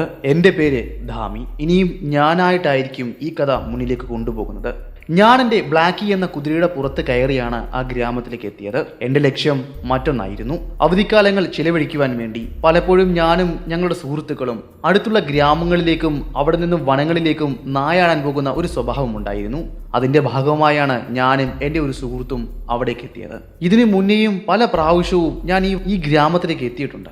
ഇവിടുത്തെ ഗ്രാമീണരുടെ സഹായത്തോടെ വലിയ കാട്ടുപോത്തുകളെയും അതുപോലെ മാനുകളെയും മറ്റു മൃഗങ്ങളെയും നായാടിയിട്ടുണ്ട്. ഇത്തവണയും അതെല്ലാം മുന്നിൽ കണ്ടുകൊണ്ടാണ് ഞാൻ ആ ഗ്രാമത്തിലേക്ക് എത്തിയത്. എന്നാൽ ഞാൻ എത്തുമ്പോൾ ഗ്രാമത്തിന്റെ അവസ്ഥ വളരെ മോശമായിരുന്നു. സന്തോഷത്തിലും സമാധാനത്തിലും കഴിഞ്ഞിരുന്ന ഗ്രാമീണർ ഇപ്പോൾ തികഞ്ഞ സങ്കടത്തിലാണ്. ഇതിനു മുന്നേ ഇവിടെ ഒറ്റപ്പെട്ട പല സംഭവങ്ങളും ഉണ്ടാകുന്നതല്ലാതെ ഇവിടുത്തെ ആളുകളുടെ ഓർമ്മയിൽ പോലും ഇങ്ങനെയുള്ള സംഭവങ്ങൾ ഉണ്ടായതായി അവർക്കാർക്കും തന്നെ അറിയില്ല. എന്നാൽ ഇത് ആദ്യത്തെ സംഭവമാണ്. ചില ഒറ്റപ്പെട്ട സംഭവങ്ങൾ ഈ ഗ്രാമത്തിൽ ഉണ്ടായിട്ടുണ്ട്. അത് പുലികളുടെയോ കടുവകളുടെയോ ഇടയിൽ പെട്ടുപോകുന്ന മനുഷ്യരുടെ കാര്യമാണ്. എന്നാൽ ഇങ്ങനെ മനുഷ്യനെ ക്രൂരമായി കൊല്ലുന്ന ഒരു മൃഗത്തിന്റെ വേട്ട അല്ലെങ്കിൽ പക ഇതിനു മുന്നേ ആ ഗ്രാമം അനുഭവിച്ചിട്ടില്ല. ഈ ഗ്രാമത്തിലേക്ക് ഇപ്പോൾ നമ്മൾ ഉറ്റുനോക്കുകയാണെങ്കിൽ എങ്ങും ദുഃഖവും കണ്ണീരും മാത്രമാണ് കാണുവാൻ സാധിക്കുകയുള്ളൂ. ഞാൻ കാര്യങ്ങൾ എന്താണെന്ന് വളരെ വിശദമായി തന്നെ അവരോട് ചോദിച്ചു മനസ്സിലാക്കി. അവിടുത്തെ ആളുകൾ വളരെ ദുഃഖത്തോടെയും സങ്കടത്തോടെയും അവിടെ നടന്ന കാര്യങ്ങൾ ഞാനുമായി പങ്കുവച്ചു. ഞാൻ അവരെ സഹായിക്കാമെന്ന് വാഗ്ദാനം അവർക്ക് കൊടുക്കുകയും ചെയ്തു. അവിടുത്തെ ആളുകൾ പറഞ്ഞത് പ്രകാരം ആ ദുഷ്ടനായ ആ മൃഗം ഇറങ്ങുന്നത് രാത്രികാലങ്ങളിലാണ്. രാത്രികാലങ്ങളിലാണ് അവന്റെ രുദ്രതാണ്ഡവം അവിടെ അരങ്ങേറുന്നത്. നിരവധി ആളുകളെ കൊന്നിരിക്കുന്നതും രാത്രികാലങ്ങളിലാണ്. അവന്റെ കൊലപാതകങ്ങളുടെ ചുരുളഴിക്കുന്ന സമയത്താണ് അതിന് കാരണമായ ഈ സംഭവം അവിടുത്തെ ആളുകൾ ഞാനുമായി പങ്കുവെക്കുന്നത്. അതാണ് ഞാൻ കഥയുടെ തുടക്കത്തിൽ നിങ്ങളോട് പറഞ്ഞത്.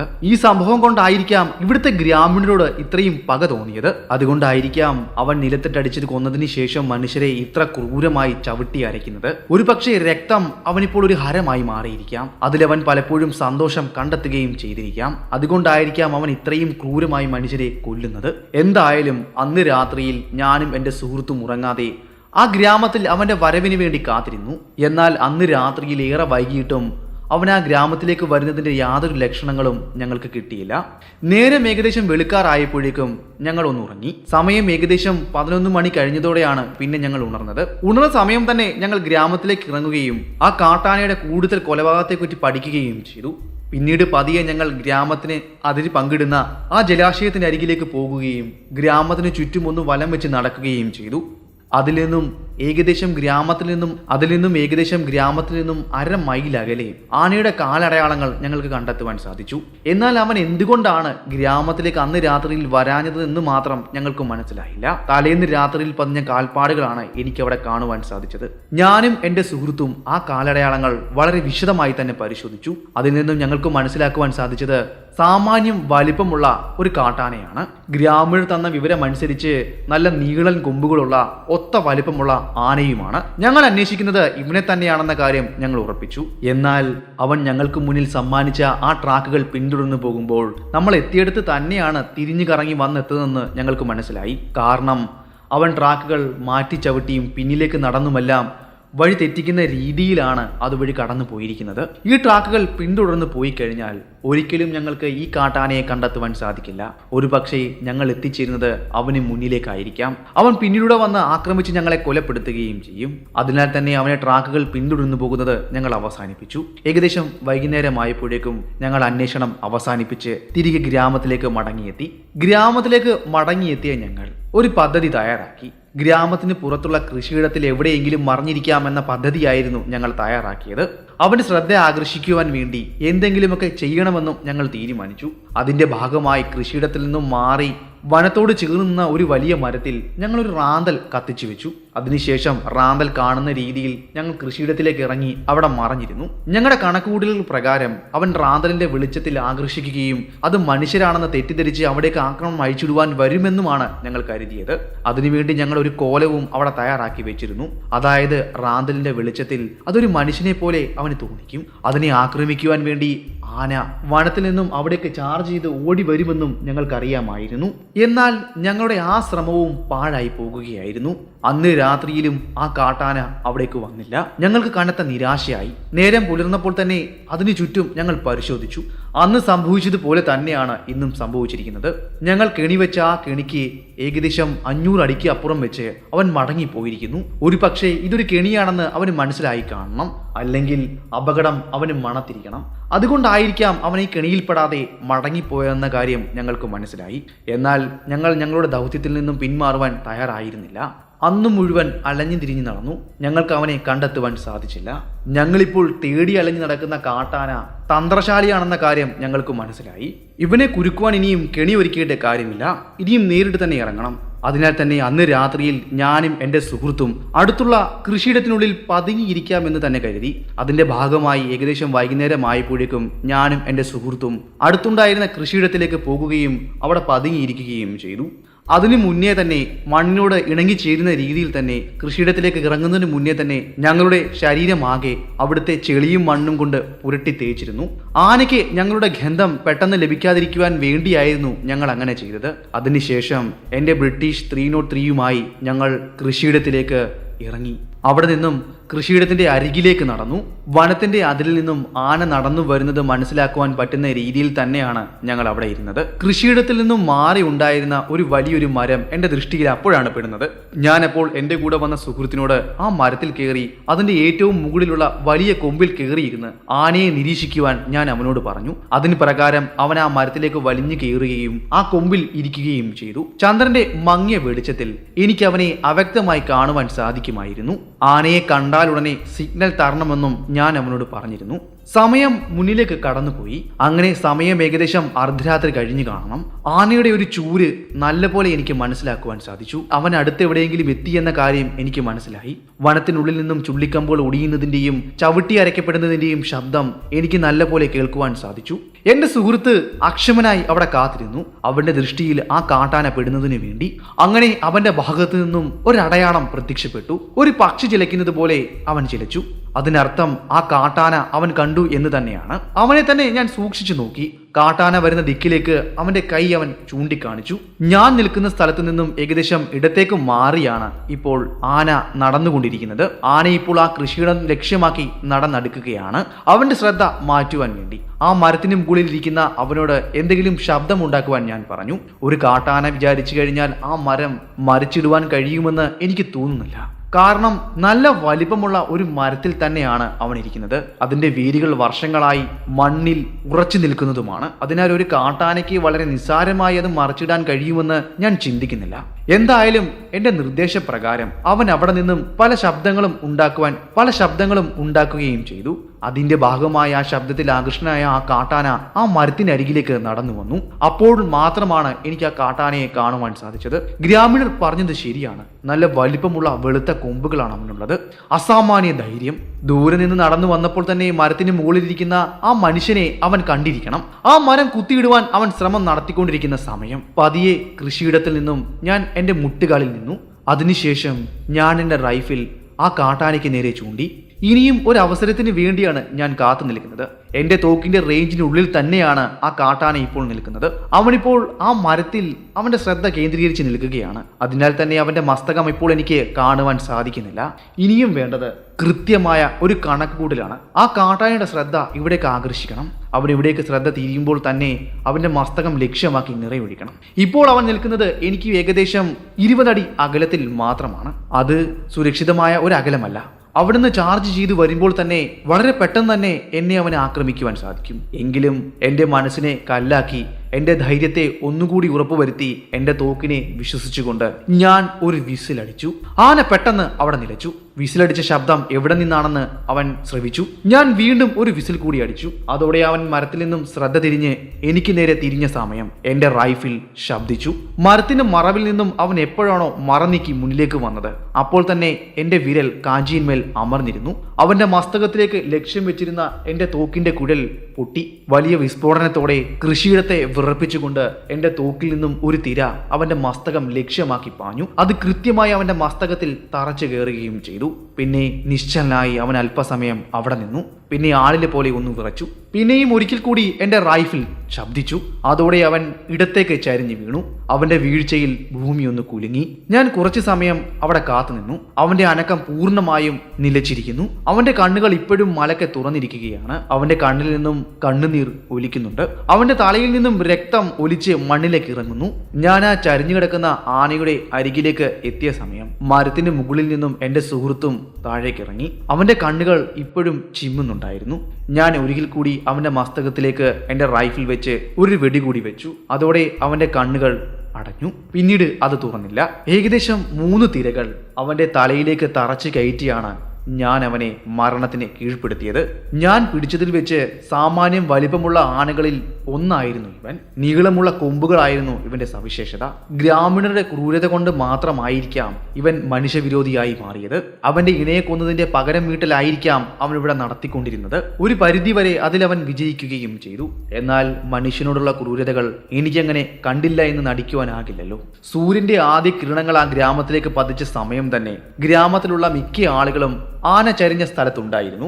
അവർ വട്ടം ചേർന്ന് നിന്ന് ആനയെ ശപിക്കുന്നുണ്ടായിരുന്നു, തുപ്പുന്നുണ്ടായിരുന്നു, മണ്ണ് വാരി എറിയുന്നുണ്ടായിരുന്നു.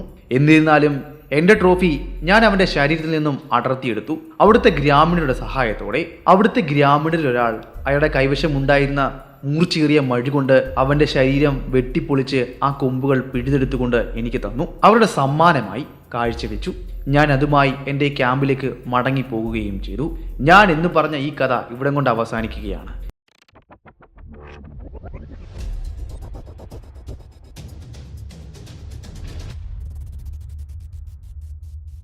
ആഫ്രിക്കയിലെ വിശാലമായ വനത്തെപ്പറ്റിയും അവിടുത്തെ ഗോത്രഗ്രാമങ്ങളെപ്പറ്റിയും പറയേണ്ട കാര്യമില്ലല്ലോ. ഒരു വേനൽക്കാലത്ത് വനത്തിനുള്ളിലേക്ക് നായാടാൻ പോയ ഒരു ചെറിയ സംഘം ആളുകൾ.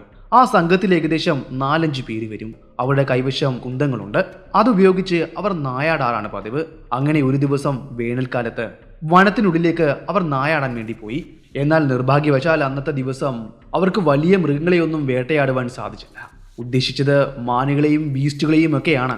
എന്നാൽ അന്നത്തെ ദിവസം അതിനെ ഒന്നിനെയും കണ്ടെത്തുവാൻ അവർക്ക് സാധിച്ചതുമില്ല, വേട്ടയാടാൻ സാധിച്ചതുമില്ല.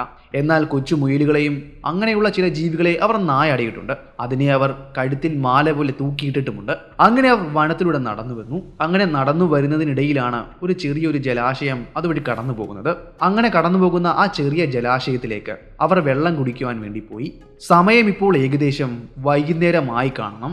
അവിടേക്ക് വീശിയടിക്കുന്ന കാറ്റിൽ പുല്ലുകൾ ആടിയും ഉലഞ്ഞും ശീൽക്കാര ശബ്ദമുണ്ടാക്കുന്നു.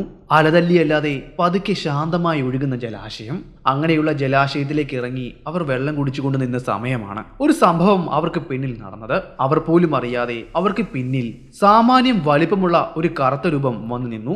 വെളുത്ത് നീണ്ട വളഞ്ഞ കൊമ്പുകളുള്ള വലിയ ചെവികളുള്ള ആഫ്രിക്കൻ ആനയായിരുന്നു അത്. ഒറ്റതിരിഞ്ഞ് അവിടേക്ക് എത്തിയ അവൻ അവരെ ആക്രമിച്ച് കൊലപ്പെടുത്തുമെന്നും അവർക്കറിയാമായിരുന്നു. അവർ ജലാശയത്തിലേക്ക് വെള്ളം കുടിക്കാൻ ഇറങ്ങിയത് കൊണ്ട് തന്നെ അവരുടെ കൈവശമുണ്ടായിരുന്ന കുന്തങ്ങൾ അവർ ജലാശയത്തിന്റെ അരികിലെ തീരത്ത് വെച്ചിരിക്കുകയാണ്. അവർ നിരായുധരായാണ് ഇപ്പോൾ ജലാശയത്തിലേക്ക് ഇറങ്ങിയത്. അവരുടെ ആയുധങ്ങൾ ഇപ്പോൾ ഇരിക്കുന്നത് ആന നിൽക്കുന്നതിനും തൊട്ടരികിലും. അല്പസമയം അവർ നദിയിൽ തന്നെ കാത്തുനിന്നു, ആ കാട്ടാന പോകുവാൻ വേണ്ടി. എന്നാൽ സമയം എത്ര കഴിഞ്ഞിട്ടും അവൻ അനങ്ങാപ്പാറ പോലെ അവിടെ അങ്ങനെ നിൽക്കുകയാണ്, അവരെ തന്നെ തുറിച്ചു നോക്കിക്കൊണ്ട്. അവൻ പതിയെ മുന്നിലേക്ക് നടന്നു നീങ്ങുവാൻ തുടങ്ങി. ജലാശയത്തിലേക്ക് ഇറങ്ങും എന്ന ഒരു സാഹചര്യം വന്നതോടെ ജലാശയത്തിൽ കാത്തുനിന്നിരുന്ന ഗോത്ര വിഭാഗത്തിൽപ്പെട്ട ഒരാൾ തന്റെ സർവ്വധൈര്യവും സംഭരിച്ചുകൊണ്ട് അലറിക്കൊണ്ട് മുന്നിലേക്ക് ഓടി. ഒരു നിമിഷത്തേക്ക് ആ കാട്ടാനെ ഒന്ന് പതറിക്കാണണം. അവൻ പിന്നിലോട്ട് നടക്കുവാൻ തുടങ്ങി. എന്നാൽ അതൊരു ചതിയാണെന്ന് മനസ്സിലാക്കുവാൻ ഏറെ സമയം കാത്തിരിക്കേണ്ടതായി വന്നില്ല. എപ്പോഴാണോ അയാൾ അലറി വിളിച്ചുകൊണ്ട് നദിയുടെ തീരത്തേക്ക് എത്തി, അയാൾ തീരത്ത് വെച്ചിരുന്ന കുന്തം എപ്പോഴാണോ കൈകൊണ്ടെടുത്തതും ആ നിമിഷം കാട്ടാന തന്റെ സ്വരൂപം അവിടെ കാട്ടി. അയാൾ കുനിഞ്ഞു നിവരുന്നതിന് മുന്നേ തന്നെ ആ കാട്ടാന അലറിക്കൊണ്ട് അയാൾക്ക് തൊട്ട് മുന്നിലേക്ക് എത്തുകയും അത് കണ്ട് പേടിച്ച് അയാൾ പിന്നിലേക്ക് മറിഞ്ഞു വീഴുന്നതും വളരെ വ്യക്തമായി തന്നെ അയാൾക്കൊപ്പം വന്ന അവർ കണ്ടു. പുറകോട്ട് മറിഞ്ഞു വീണ അവന്റെ കാലിൽ ആ കാട്ടാന ചുഴറ്റി പിടിച്ചു. പിന്നെ മുകളിലേക്ക് ഒരേറായിരുന്നു. അവൻ കറങ്ങി നിലത്തേക്ക് വന്നു വീണു. അങ്ങനെ നിലത്തേക്ക് വീണവന്റെ അരികിലേക്ക് വീണ്ടും അവൻ ചീറിയെടുത്തു. പിന്നീട് നദിയിൽ നിന്നവർക്ക് കാണുവാൻ സാധിച്ചത് അതിക്രൂരമായ ഒരു കാഴ്ചയായിരുന്നു. വീഴ്ചയിൽ ബോധം നഷ്ടപ്പെട്ട അവനെ ആ കാട്ടാന ചവിട്ടി അരച്ചു. തുമ്പിക്കൈകൊണ്ട് കാല് പിഴുതെടുത്ത് ജലാശയത്തിലേക്ക് വലിച്ചെറിയുകയും ചെയ്തു. അത്രയും നടുങ്ങുന്ന കാഴ്ച കണ്ടതോടെ പിന്നീട് അവർക്ക് അവിടെ നിൽക്കുവാൻ സാധിച്ചില്ല. അവർ മറുകരയിലേക്ക് അവരെ കൊണ്ടാവുന്ന വേഗം നീന്തി കയറുകയും ജലാശയത്തിന് സമാന്തരമായി അവരുടെ ഗോത്രഗ്രാമം ലക്ഷ്യമാക്കി ഓടുകയും മറ്റൊരു ഭാഗത്തുകൂടി അവർ ജലാശയം മുറിച്ചു കടന്ന് ഗ്രാമത്തിലേക്ക് എത്തിച്ചേരുകയുമായിരുന്നു ചെയ്തത്. അവർ അന്ന് കണ്ടത് മറ്റാരെയും ആയിരുന്നില്ല, അവിടുത്തെ ആളുകൾ പിശാച് എന്ന് വിളിക്കുന്ന മരണത്തിന്റെ അവസാന വാക്കായ സാമാന്യം വലിപ്പമേറിയതും നീളമുള്ള കൊമ്പുകളുമുള്ള ഒരു കാട്ടാനയായിരുന്നു അത്, ആഫ്രിക്കൻ ആന. നമ്മൾ ഇന്ന് പറയുവാൻ പോകുന്നത് അവന്റെ കഥയാണ്, പിശാചിന്റെ കഥ. ടിക് ബൈറ്റ് ഫീവർ അഥവാ ചെള്ളുകടിയിൽ നിന്നും ഉണ്ടാകുന്ന ഒരു തരം പനി ഇത് ഈ സമയം ആഫ്രിക്കയിൽ നല്ലപോലെ വ്യാപിച്ചിരുന്നു. എനിക്കും ഇത് പിടിപെട്ടിരുന്നു. ഇതെനിക്ക് പിടിപെട്ടത് കൊണ്ട് തന്നെ ഞാൻ ഏകദേശം കുറച്ച് ദിവസത്തേക്ക് ഓഫീസിൽ നിന്നും അവധിയെടുത്ത് ഞാൻ എൻ്റെ ക്വാർട്ടേഴ്സിൽ വിശ്രമം എടുക്കുന്ന നേരം. സമയം ഇപ്പോൾ ഏകദേശം 10 മണി കഴിഞ്ഞ് കാണണം. രാത്രിയിൽ എൻ്റെ ഫോണിലേക്ക് ഒരു കോൾ വന്നു. ശരീരം ഒന്നിനും എന്നെ അനുവദിക്കുന്നില്ല എങ്കിലും കഷ്ടപ്പെട്ട് ഞാൻ ഫോണിന്റെ അരികിലേക്ക് നടന്നു നീങ്ങി. പ്രയാസപ്പെട്ട് തന്നെ ഞാൻ ആ ഫോൺ എടുത്തു. സംസാരിച്ചു തുടങ്ങിയപ്പോൾ തന്നെ മറുഭാഗത്ത് ആരാണെന്ന് എനിക്ക് മനസ്സിലായി. കാവുങ്കോ പാർക്കിലെ ചീഫ് വാർഡൻ ആയിരുന്നു അത്. അദ്ദേഹത്തിന് എന്റെ ഒരു സഹായം ഇപ്പോൾ ആവശ്യമായി വന്നിരിക്കുന്നു. അദ്ദേഹം വിളിച്ചു പറഞ്ഞതും ഇത് തന്നെയാണ്. താങ്കൾക്ക് അനുവദിച്ചിരിക്കുന്ന അവധി റദ്ദാക്കാൻ പോകുകയാണ്.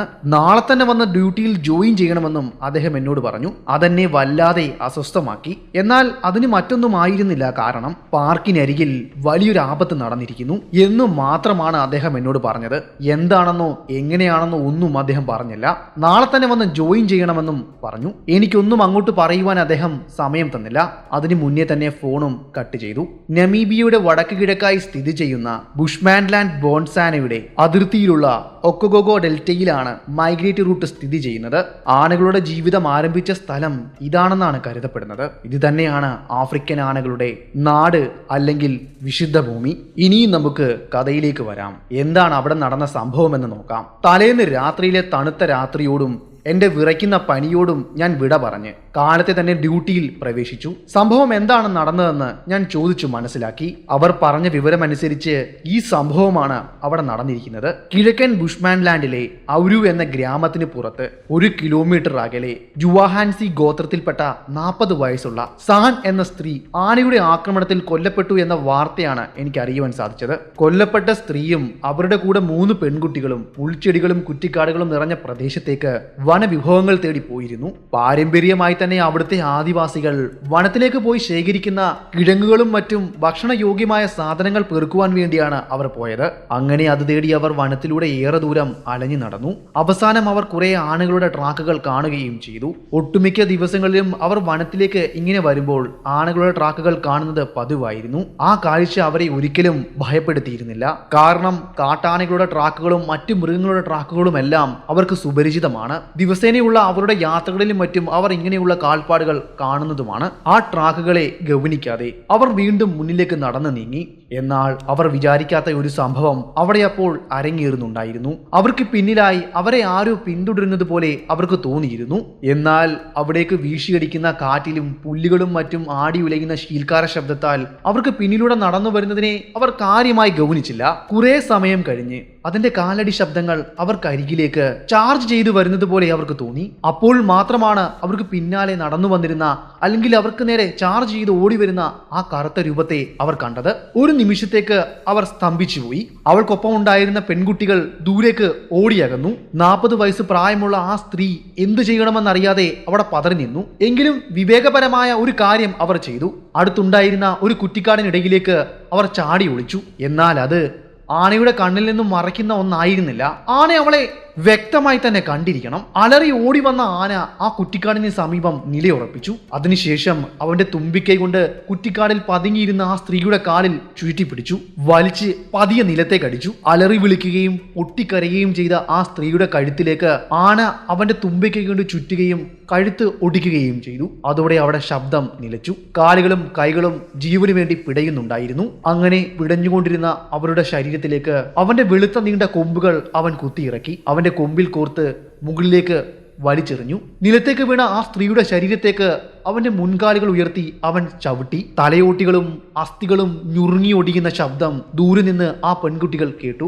അതോടെ അവർ അലറിക്കൊണ്ട് തങ്ങളുടെ ഗ്രാമം ലക്ഷ്യമാക്കി ഓടി അകലുകയായിരുന്നു. അവർ അതുവരെ ശേഖരിച്ച കിഴങ്ങുകളും മറ്റും ദൂരേക്ക് എടുത്തെറിഞ്ഞുകൊണ്ട് അവർ ഓടിയകന്നു. പിശാചെന്ന് വിളിക്കുന്ന ആ കാട്ടാന അവന്റെ രുദ്രതാണ്ഡവം ആ ശരീരത്തിൽ അവൻ ആടി തിമിർത്തു. അവന്റെ കൊടിയ ക്രൂരതകൾ ആ ശരീരത്തിൽ അവശേഷിപ്പിച്ച ശേഷം അവൻ എവിടേക്കോ പോയി മറയുകയായിരുന്നു. ഏകദേശം വൈകുന്നേരമായപ്പോഴേക്കും ഗോത്രത്തിൽ നിന്നും ഒരു കൂട്ടം ആളുകൾ സംഭവം നടന്ന സ്ഥലത്തേക്ക് വരികയും അവളുടെ ശരീരം കണ്ടെത്തുകയും ചിതറിക്കടന്നിരുന്ന ശരീരം വാരിക്കൂട്ടുകയും പോലീസിനെ വിവരം അറിയിക്കുകയും ചെയ്തത്. അവർ പിശാചെന്ന് വിളിക്കുന്ന ആ കാട്ടാന എവിടേക്കാണ് പോയതെന്ന് പോലും അവർക്ക് അറിയുവാൻ ആ സമയം സാധിച്ചില്ല. ഇതിന്റെ കൂടെ അയാൾ ഒരു കാര്യം കൂടി എന്നോട് പറഞ്ഞു. അവൻ തികഞ്ഞ അപകടകാരിയാണ്. മരണത്തിന്റെ മുഖംമൂടി അണിഞ്ഞിരിക്കുന്ന അവൻ ശരിക്കും ഒരു പിശാച് തന്നെയാണ്. ഞാനും ഒരു സംഘം ആളുകളും കൂടി സംഭവം നടന്ന സ്ഥലത്തേക്ക് പോയി. അതായത് ആ സ്ത്രീയുടെ ശരീരം കിട്ടിയ സ്ഥലത്തേക്ക്. എന്നാൽ അവിടെ ഞങ്ങൾക്ക് ആനയുടെ കാൽപ്പാടുകളൊന്നും കാണുവാൻ സാധിച്ചില്ല. കാരണം തലേന്ന് പെയ്ത മഴയിൽ അവന്റെ കാൽപ്പാടുകളെല്ലാം മാഞ്ഞു പോയിരുന്നു. അതിനാൽ തന്നെ അവന്റെ ട്രാക്കുകൾ പിന്തുടർന്നു പോകുക എന്ന ഞങ്ങളുടെ പദ്ധതിയിൽ നിന്നും ഞങ്ങൾക്ക് പിന്മാറേണ്ടതായി വന്നു. ഏകദേശം 10 ദിവസങ്ങളോളം ഞാൻ അവനെ തിരക്കി ആ വനത്തിൽ അലഞ്ഞു നടന്നു. ഞാൻ മാത്രമായിരുന്നില്ല, എന്റെ കൂടെ എന്റെ വിശ്വസ്തരായ ബുഷ്മെൻ ട്രാക്കർമാരും എന്റെ കൂടെ ഉണ്ടായിരുന്നു. ഉണ്ടായിരുന്നു. അവർ ഏകദേശം 9000 ചതുരശ്ര കിലോമീറ്റർ വരുന്ന ആ വനത്തിൽ അലഞ്ഞു തിരിഞ്ഞ് അവനെ തിരക്കി നടന്നു. അങ്ങനെ ഞങ്ങൾ അവനെ തിരക്കി ഏകദേശം 10 ദിവസങ്ങളോളം ആ വനത്തിൽ ചെലവഴിച്ചെന്ന് ഞാൻ പറഞ്ഞിരുന്നില്ലേ. ചെലവഴിച്ച സമയം അത്രയും ഞാനും എൻ്റെ കൂടെ വന്ന ട്രാക്കർമാരും പരിമിതമായ ആഹാരം മാത്രമാണ് കഴിച്ചത്. പലതും ഞങ്ങൾ സഹിച്ചു. പല ദിവസങ്ങളിലും അവനെ തിരക്കി, അല്ലെങ്കിൽ അവൻ വരുമെന്ന് പ്രതീക്ഷിക്കുന്ന വഴികളിലെ കുറ്റിക്കാടുകളിലും മുൾക്കാടുകൾക്കുമിടയിൽ ഞങ്ങൾ പതുങ്ങിയിരുന്നിട്ടുണ്ട്. അത് തന്ന വേദനയും മുറിവുകളും എനിക്കൊരിക്കലും മറക്കുവാൻ കഴിയുന്നവയല്ല. സ്ത്രീയെ കൊലപ്പെടുത്തി കൃത്യം ഏകദേശം 14 ദിവസങ്ങൾക്ക് ശേഷം ഞാനും എൻ്റെ ടീമും അടങ്ങുന്ന സംഘം 3 ആനകളെ കണ്ടുമുട്ടാനിടയായി. എൻ്റെ കൂടെ അന്ന് ടീമിലുണ്ടായിരുന്ന ഡേവിഡിന് ആ പിശാചിനെ കണ്ടാൽ തിരിച്ചറിയാൻ കഴിയുമായിരുന്നു. അവൻ പെട്ടെന്ന് ആ മരങ്ങൾക്കിടയിൽ 3 ആനകളെ കണ്ട് മരവിച്ചു നിന്നു. അവന്റെ മുഖത്തെ മുഖഭാവത്തിൽ നിന്നും എനിക്കെന്തോ പന്തികേട് തോന്നിയിരുന്നു. അവൻ ഒരു നിമിഷത്തേക്ക് അവിടെ ചലനമറ്റവനെ പോലെ നിന്നു. ഭയം അവന്റെ കണ്ണുകളിലും മുഖത്തും നിഴലിച്ച് കാണാമായിരുന്നു. പെട്ടെന്ന് തന്നെ അവൻ അവിടേക്ക് വിരൽ ചൂണ്ടി. എന്നിട്ട് പാറക്കല്ല് പോലെ ഉറച്ചു നിന്ന അവൻ വിളിച്ചു പറഞ്ഞു, പിശാച്, പിശാച്, പിശാച്. ഞാൻ ഭയം കൊണ്ട് ഒരു നിമിഷം മരവിച്ചു പോയോ, അല്ലെങ്കിൽ എന്റെ സഹജാവബോധം വീണ്ടെടുക്കുമ്പോഴേക്കും എല്ലാം നടന്നു കഴിഞ്ഞിരുന്നു. ഞാൻ പിറകിലേക്ക് നോക്കിയപ്പോൾ തന്നെ എന്റെ ഓർഡർ ഒന്നുമില്ലാതെ തന്നെ അവിടെ ആളുകൾ ഒരു ഫയർ ലൈൻ രൂപീകരിച്ചു കഴിഞ്ഞിരുന്നു. അവിടെ നിന്ന് മേയുന്ന 3 ആനകൾക്ക് നേരെയും അവരുടെ റൈഫിലുകൾ ചൂണ്ടി തന്നെയാണ് അവർ നിൽക്കുന്നത്. എന്റെ ഒരു ഓർഡർ കിട്ടുവാൻ വേണ്ടി മാത്രമാണ് അവർ കാത്തു നിൽക്കുന്നത്. എന്നാൽ അതിലൊരു ആന മാത്രമാണ് കൊലയാന. മറ്റ് 2 എണ്ണവും കൊലയാനകളായിരുന്നില്ല. ഒരവസരത്തിന് വേണ്ടി ഞങ്ങൾ അവിടെ കാത്തു നിന്നു. ഹെഡ് ഓഫീസിൽ നിന്നും ഞങ്ങൾക്ക് കിട്ടിയ ഓർഡർ ഇതായിരുന്നു: അവനെ കൊന്നുകളയുക എന്ന ഓർഡർ മാത്രമായിരുന്നു ഞങ്ങൾക്ക് ലഭിച്ചിരുന്നത്. എന്നാലും ഞങ്ങൾ ഒരു അവസരത്തിന് വേണ്ടി അവിടെ കാത്തു നിന്നു. അവിടെ ഉണ്ടായിരുന്ന കുറ്റിക്കാടുകൾക്ക് മറവിൽ ഞങ്ങൾ പതുങ്ങിയിരിക്കുമ്പോഴും കാട്ടിന്റെ ദിശ ഞങ്ങൾ ശ്രദ്ധിക്കുന്നുണ്ടായിരുന്നു. എന്നാൽ ഞങ്ങൾ അവിടെ നോക്കി നിൽക്കെ ഡേവിഡ് എന്തൊക്കെയോ പിച്ചും പേയും പറയുന്നുണ്ടായിരുന്നു. അവനെ കാണുന്നില്ല എന്നൊക്കെ. എന്നാൽ അവിടെ ഞങ്ങൾക്ക് കൃത്യമായി 3 ആനകളെ കാണുവാൻ സാധിക്കുമായിരുന്നു. എന്നാൽ ഇവൻ എന്താണ് പുലമ്പുന്നതെന്ന് മാത്രമായിരുന്നു ഞങ്ങൾ ചിന്തിച്ചത്. അതിലൊരു ആന അവന്റെ ചെവികൾ പോലും ആട്ടാതെ 45 ഡിഗ്രി സെൽഷ്യസ് ചൂടിലും അവൻ അങ്ങനെ അനങ്ങാതെ നിൽക്കുന്നു. ആനകൾ ചെവികളാട്ടുന്നത് അവയുടെ ശരീരത്തിലെ ചൂട് നിയന്ത്രിക്കുവാൻ വേണ്ടിയാണ്. അതിനെപ്പോലും വകവെക്കാതെ ആ ആന ഞങ്ങളെ തന്നെ രൂക്ഷമായി നോക്കുകയാണ്. അതിൽ നിന്നും ഞങ്ങൾക്ക് ഒരു കാര്യം മനസ്സിലായി: ഞങ്ങളുടെ സാന്നിധ്യം ആനകൾ തിരിച്ചറിഞ്ഞിരിക്കുന്നു. കുറച്ച് സമയങ്ങൾ മുന്നിലേക്ക് പോയപ്പോൾ ഡേവിഡിന് അവന്റെ സ്വബോധം തിരിച്ചു കിട്ടി. അവൻ വീണ്ടും ആ പിശാചിനെ ചൂണ്ടിക്കാണിച്ചു തന്നു. അനങ്ങാതെ അവിടെ നിൽക്കുന്ന ആനകളിൽ ഒന്നാണ് ആ പിശാചെന്ന് അവൻ പറഞ്ഞു. ഞാൻ അനങ്ങാതെ നിൽക്കുന്ന ആനയെ സൂക്ഷിച്ചു നോക്കി. അവന്റെ ഒരു കൊമ്പിന് താഴെയായി ഒരു മുറിപ്പാടുണ്ടായിരുന്നു. അതിൽ നിന്നും പുഴുക്കൾ ഞുരയ്ക്കുന്നതും എനിക്ക് കാണുവാൻ സാധിച്ചു. പിന്നെ അല്പസമയം കഴിഞ്ഞു കാണണം, അവന്റെ പിന്നിൽ നിന്നും ഒരു കാറ്റ് ഞങ്ങൾക്ക് നേരെ വീശിയടിച്ചു. അങ്ങനെ ഞങ്ങൾക്ക് നേരെ വീശിയടിച്ച കാറ്റിൽ ചീഞ്ഞഴുകിയ മാംസത്തിന്റെ ഗന്ധം ഞങ്ങൾക്ക് അറിയുവാൻ സാധിച്ചു. ഒരു പക്ഷേ ആ മുറിപ്പാട് കാരണമായിരിക്കാം ആ കാട്ടാന ഒരു മനുഷ്യവിരോധിയായി തീർന്നത്. അവന്റെ ശരീരത്ത് എങ്ങനെയാണ് ആ മുറിപ്പാടുണ്ടായതെന്ന് ഞങ്ങൾക്ക് ആർക്കും അറിയുവാൻ സാധിച്ചില്ല. എന്നാൽ അത് ഒരു പക്ഷേ അവന് നല്ല വേദനയായിരിക്കാം നൽകിയത്. കുറച്ച് സമയം കൂടി മുന്നിലേക്ക് പോയി കാണണം. ഞങ്ങൾക്ക് കൃത്യമായി ആ പിശാചിനെ കാണുവാൻ സാധിക്കുന്നില്ല, അല്ലെങ്കിൽ ലക്ഷ്യം വെക്കുവാൻ സാധിക്കുന്നില്ല. അവൻ ഒരു ആനയുടെ മറവിൽ നിന്നാണ് മേയുന്നത്. ഇടയ്ക്കിടയ്ക്ക് അവൻ ഞങ്ങൾ ഇരിക്കുന്ന സ്ഥലത്തേക്ക് നോക്കുന്നുമുണ്ട്. പിന്നെയെല്ലാം വളരെ പെട്ടെന്നായിരുന്നു. ഞങ്ങളുടെ കൂടെ ആനയെ വേട്ടയാടാൻ വന്ന ഗ്രൂപ്പിലെ ഒരാളുടെ തോക്ക് തന്നെ പൊട്ടി. ഭാഗ്യവശാൽ ആർക്കും യാതൊരു പരിക്കും പറ്റിയില്ല. എന്നാൽ നിർഭാഗ്യം എന്തെന്നാൽ വെടിയുടെ ശബ്ദത്തിൽ ആന വനത്തിലേക്ക് ഓടിപ്പോവുകയാണ് ചെയ്തത്. ആ ഓട്ടത്തിൽ ഞങ്ങൾക്ക് നിറയൊഴിക്കുവാൻ സാധിച്ചില്ല. ദേഷ്യവും കോപവും ഞങ്ങളുടെ എല്ലാവരുടെയും മനസ്സിലേക്ക് തികട്ടി വന്നു. അയാളെ ഞങ്ങൾ രൂക്ഷമായി നോക്കി. ഞങ്ങളുടെ നോട്ടത്തിന്റെ തീവ്രതയിലായിരിക്കാം അയാളുടെ കയ്യിൽ നിന്നും റൈഫിൾ താഴേക്ക് വീണത്. അയാൾ പറഞ്ഞു, ഞാനൊന്നും ചെയ്തില്ല, ഈ തോക്ക് തന്നെ പൊട്ടിയതാണ്. അതെങ്ങനെയാണെന്ന് തനിക്കറിയില്ല. തന്നെ തോക്ക് ശബ്ദിക്കുകയായിരുന്നുവെന്നും നിറയൊഴിക്കുകയായിരുന്നെന്നും അയാൾ പറഞ്ഞു. എന്നാൽ അത് വിശ്വസിക്കുവാൻ ഞങ്ങൾ അത്ര മണ്ടന്മാരൊന്നും ആയിരുന്നില്ലല്ലോ. ഒരുപക്ഷെ അദ്ദേഹത്തിന്റെ കൈകൊണ്ട് കാഞ്ചി അമർന്നിരിക്കണം.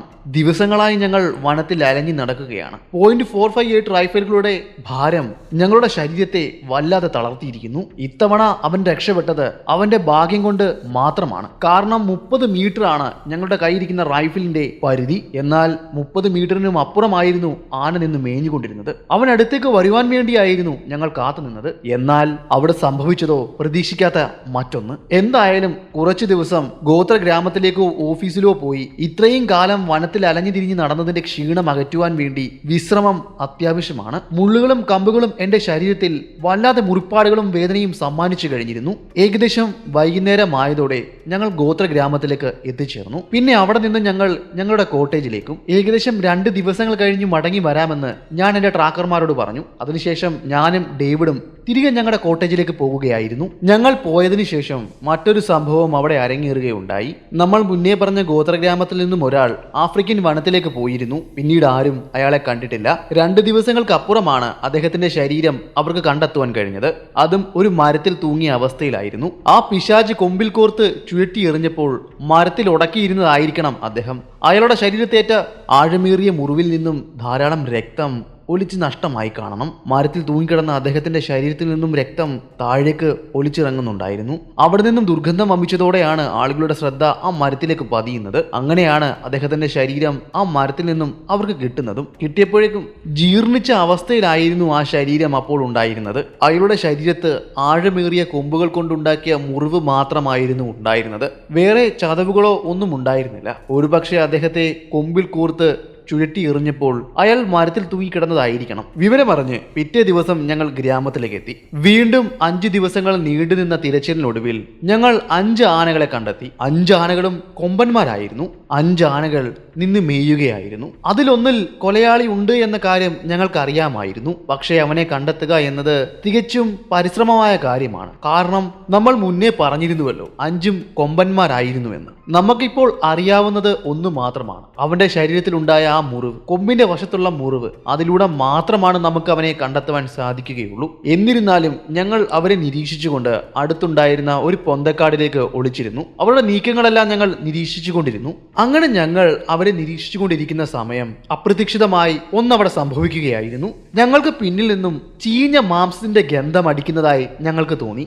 ആദ്യം ഞാനത് കാര്യമായി എടുത്തില്ല. പിന്നീട് പെട്ടെന്നാണ് എനിക്കൊരു ബോധോദയം ഉണ്ടായത്. ഇത് ഞാൻ നേരത്തെയും അറിഞ്ഞതാണ്. ഈ ദുർഗന്ധം പിശാചിന്റെ ശരീരത്തിൽ നിന്നും വരുന്ന ഗന്ധമാണല്ലോ ഇത് എന്ന് ഞാൻ ആലോചിച്ചു. ഞാൻ ചിന്തിക്കുന്നത് പോലെ ആകരുതേ എന്ന് ഞാൻ പ്രാർത്ഥിച്ചു.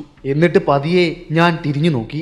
ഞങ്ങൾ ഇരിക്കുന്നിടത്തു നിന്നും ഏകദേശം 30-40 അടി അകലെയായി അവൻ നിൽക്കുന്നു. ഒരു കറുത്ത രൂപം, നീണ്ട കൊമ്പുകൾ. അതിൽ നിന്നും ഞങ്ങൾക്ക് ഒരു കാര്യം മനസ്സിലായി. ഈ കൂട്ടത്തിൽ 5 ആനകളായിരുന്നില്ല ഉണ്ടായിരുന്നത്. 6ാമത് ഒരു ആന കൂടി ഉണ്ടായിരുന്നു. ഇത് ആ പിശാച് ഞങ്ങൾക്ക് വേണ്ടി ഒരുക്കി വെച്ചിരുന്ന ഒരു കെണി ആയിരിക്കാനാണ് തരം. അവൻ എവിടെയെങ്കിലും വെച്ച് ഞങ്ങളുടെ സാന്നിധ്യം അറിഞ്ഞു കാണണം. അങ്ങനെ അറിഞ്ഞപ്പോൾ തന്നെ അവൻ ആ കൂട്ടത്തിൽ നിന്നും മാറിയതായിരിക്കണം. അവനിപ്പോൾ അനങ്ങാതെ അവിടെ നിൽക്കുകയാണ്, നിശ്ചലനായി. അവന്റെ നോട്ടം ഇപ്പോൾ ഞങ്ങളിരിക്കുന്ന ഭാഗത്തേക്കാണ്. പിന്നീട് എല്ലാം വളരെ പെട്ടെന്നായിരുന്നു. ഞാൻ ലക്ഷ്യം വെക്കുന്നതിന് മുന്നേ തന്നെ ആ കാട്ടാന ഞാനിരുന്ന കുറ്റിക്കാടിനരികിലേക്ക് കുതിച്ചോടി എത്തുകയായിരുന്നു. തലനാഴിലേക്കാണ് ഞാൻ അവിടെ നിന്നും രക്ഷപ്പെട്ടത്. എന്നാൽ എന്റെ കൂടെ വന്നിരുന്ന ഡേവിഡ് പിശാചിന്റെ ആക്രമണത്തിൽ കൊലപ്പെട്ടു. കുറ്റിക്കാടിലേക്ക് പാഞ്ഞു വന്ന അവന്റെ കാലിനടിയിൽപ്പെട്ട് അവൻ ചതഞ്ഞരയുകയായിരുന്നു. പിന്നെയും കാട്ടാന ഞങ്ങളെ പിന്തുടർന്നു. ഞങ്ങൾ 4 വഴിയിലായി ചിതറിയോടി. പിന്നീട് അവിടെ എന്താണ് സംഭവിച്ചതെന്ന് ഞങ്ങൾക്കറിയില്ല. എനിക്ക് സങ്കടം സഹിക്കുവാനാവുന്നതിനും അപ്പുറമായിരുന്നു. എന്റെ കണ്ണുകൾ നിറഞ്ഞു തുളുമ്പി. എനിക്ക് ഒന്നും കാണുവാൻ സാധിക്കുന്നുണ്ടായിരുന്നില്ല. എങ്കിലും ഞാൻ ലക്ഷ്യബോധം നഷ്ടപ്പെട്ടവനെ പോലെ ഓടി. പിന്നീട് എന്റെ ബോധം എപ്പോഴോ മറഞ്ഞുപോയി.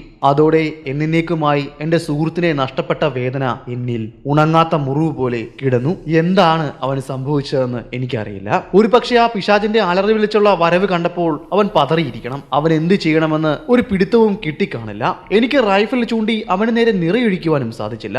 എന്നാൽ എനിക്ക് അവിടെ നിന്നും രക്ഷപ്പെട്ട് ഓടുവാൻ സാധിച്ചു. പക്ഷേ നിർഭാഗ്യവാനായ ഡേവിഡിന് അത് സാധിച്ചില്ല. കുറ്റിക്കാടിനുള്ളിലേക്ക് കയറി വന്ന കാട്ടാനയുടെ കാലിനടിയിൽപ്പെട്ട് അവൻ ചതഞ്ഞരഞ്ഞു മരിച്ചു. കാരണം അവൻ കാലുകൊണ്ട് കുറ്റിക്കാടിനുള്ളിലേക്ക് ചവിട്ടിയപ്പോൾ തന്നെ ആ ചവിട്ട് വന്ന് വീണത് ഡേവിഡിന്റെ നെഞ്ചിലേക്കാണ്. ഡേവിഡിന്റെ അലർച്ചയും അസ്ഥികൾ ഞുറുങ്ങുന്ന ശബ്ദവും ഞാൻ കേട്ടിരുന്നു. ഉറപ്പായും അവൻ മരിച്ചു കാണുമെന്ന് എനിക്കറിയാം. പിന്നെ എനിക്കൊപ്പം അവിടേക്ക് വന്ന ട്രാക്കർമാർ അവരെങ്ങോട്ടാണ് ഓടിയതെന്ന് എനിക്കറിയില്ല.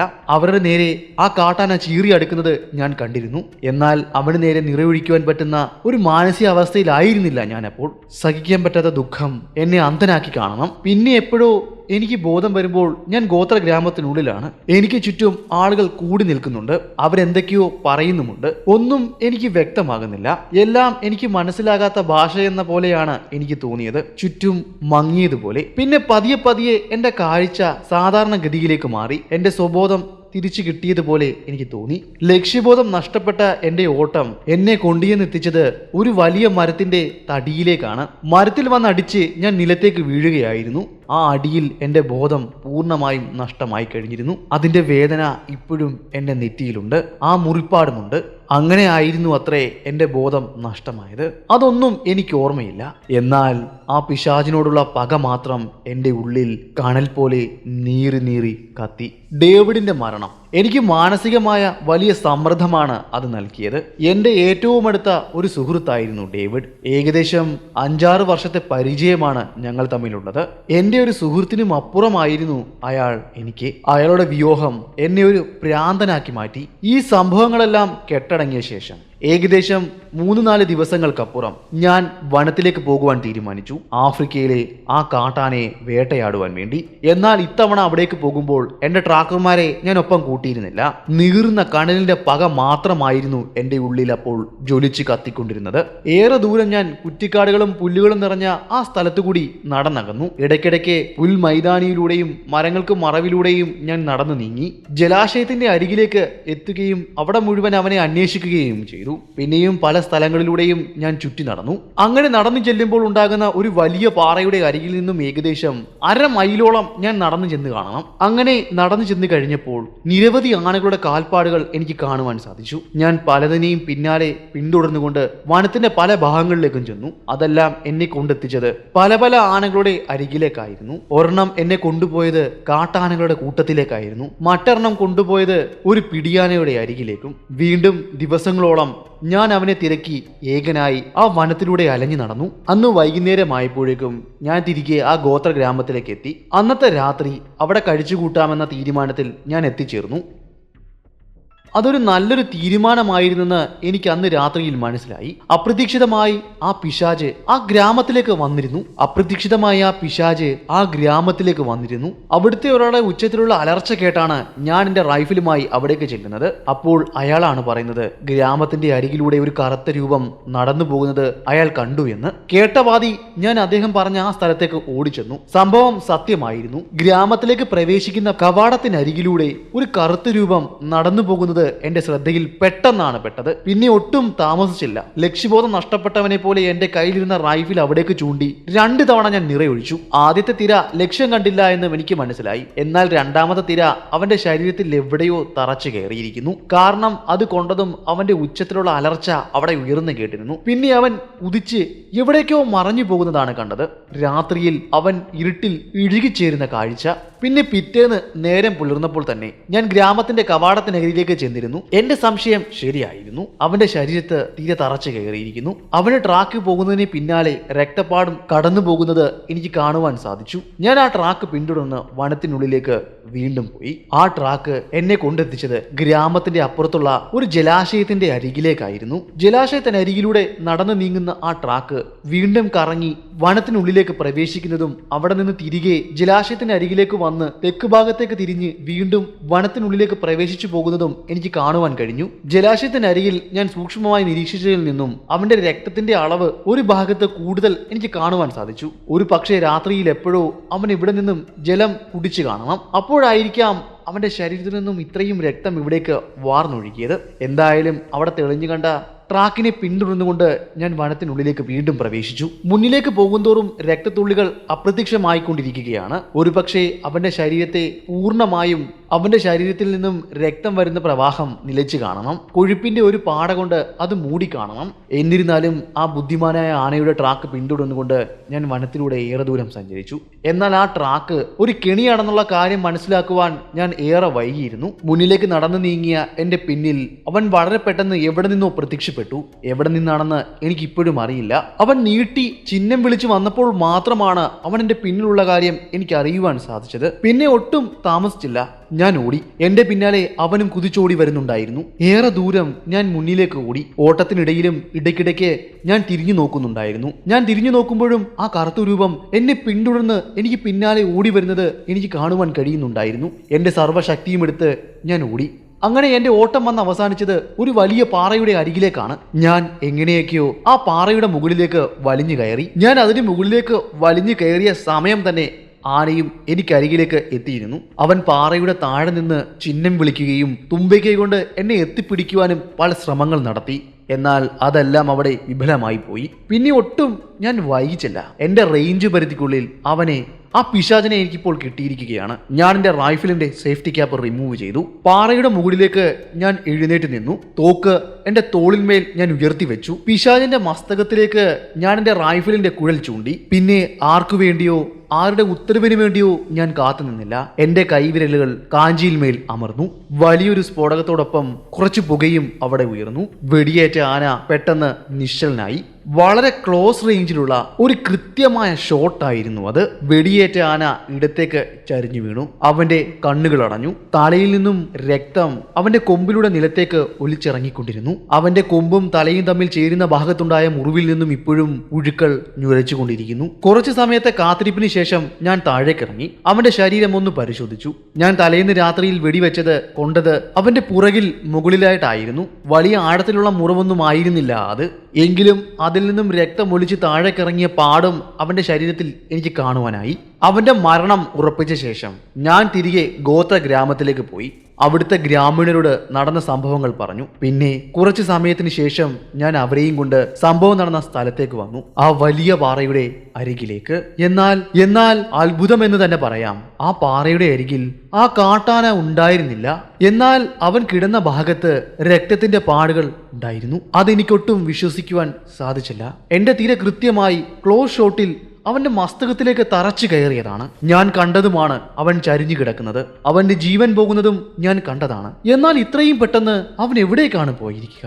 അതെന്നെ വല്ലാതെ അസ്വസ്ഥമാക്കി. അതിനൊപ്പം എന്റെ കൂടെ അവിടേക്ക് വന്ന ഗോത്രവിഭാഗത്തിലെ ആളുകൾ പറഞ്ഞു, അതുകൊണ്ടാണ് ഇവനെ പിശാച് എന്ന് വിളിക്കുന്നതെന്ന്. അവന് മരണമില്ലെന്നും അവർ പറഞ്ഞു.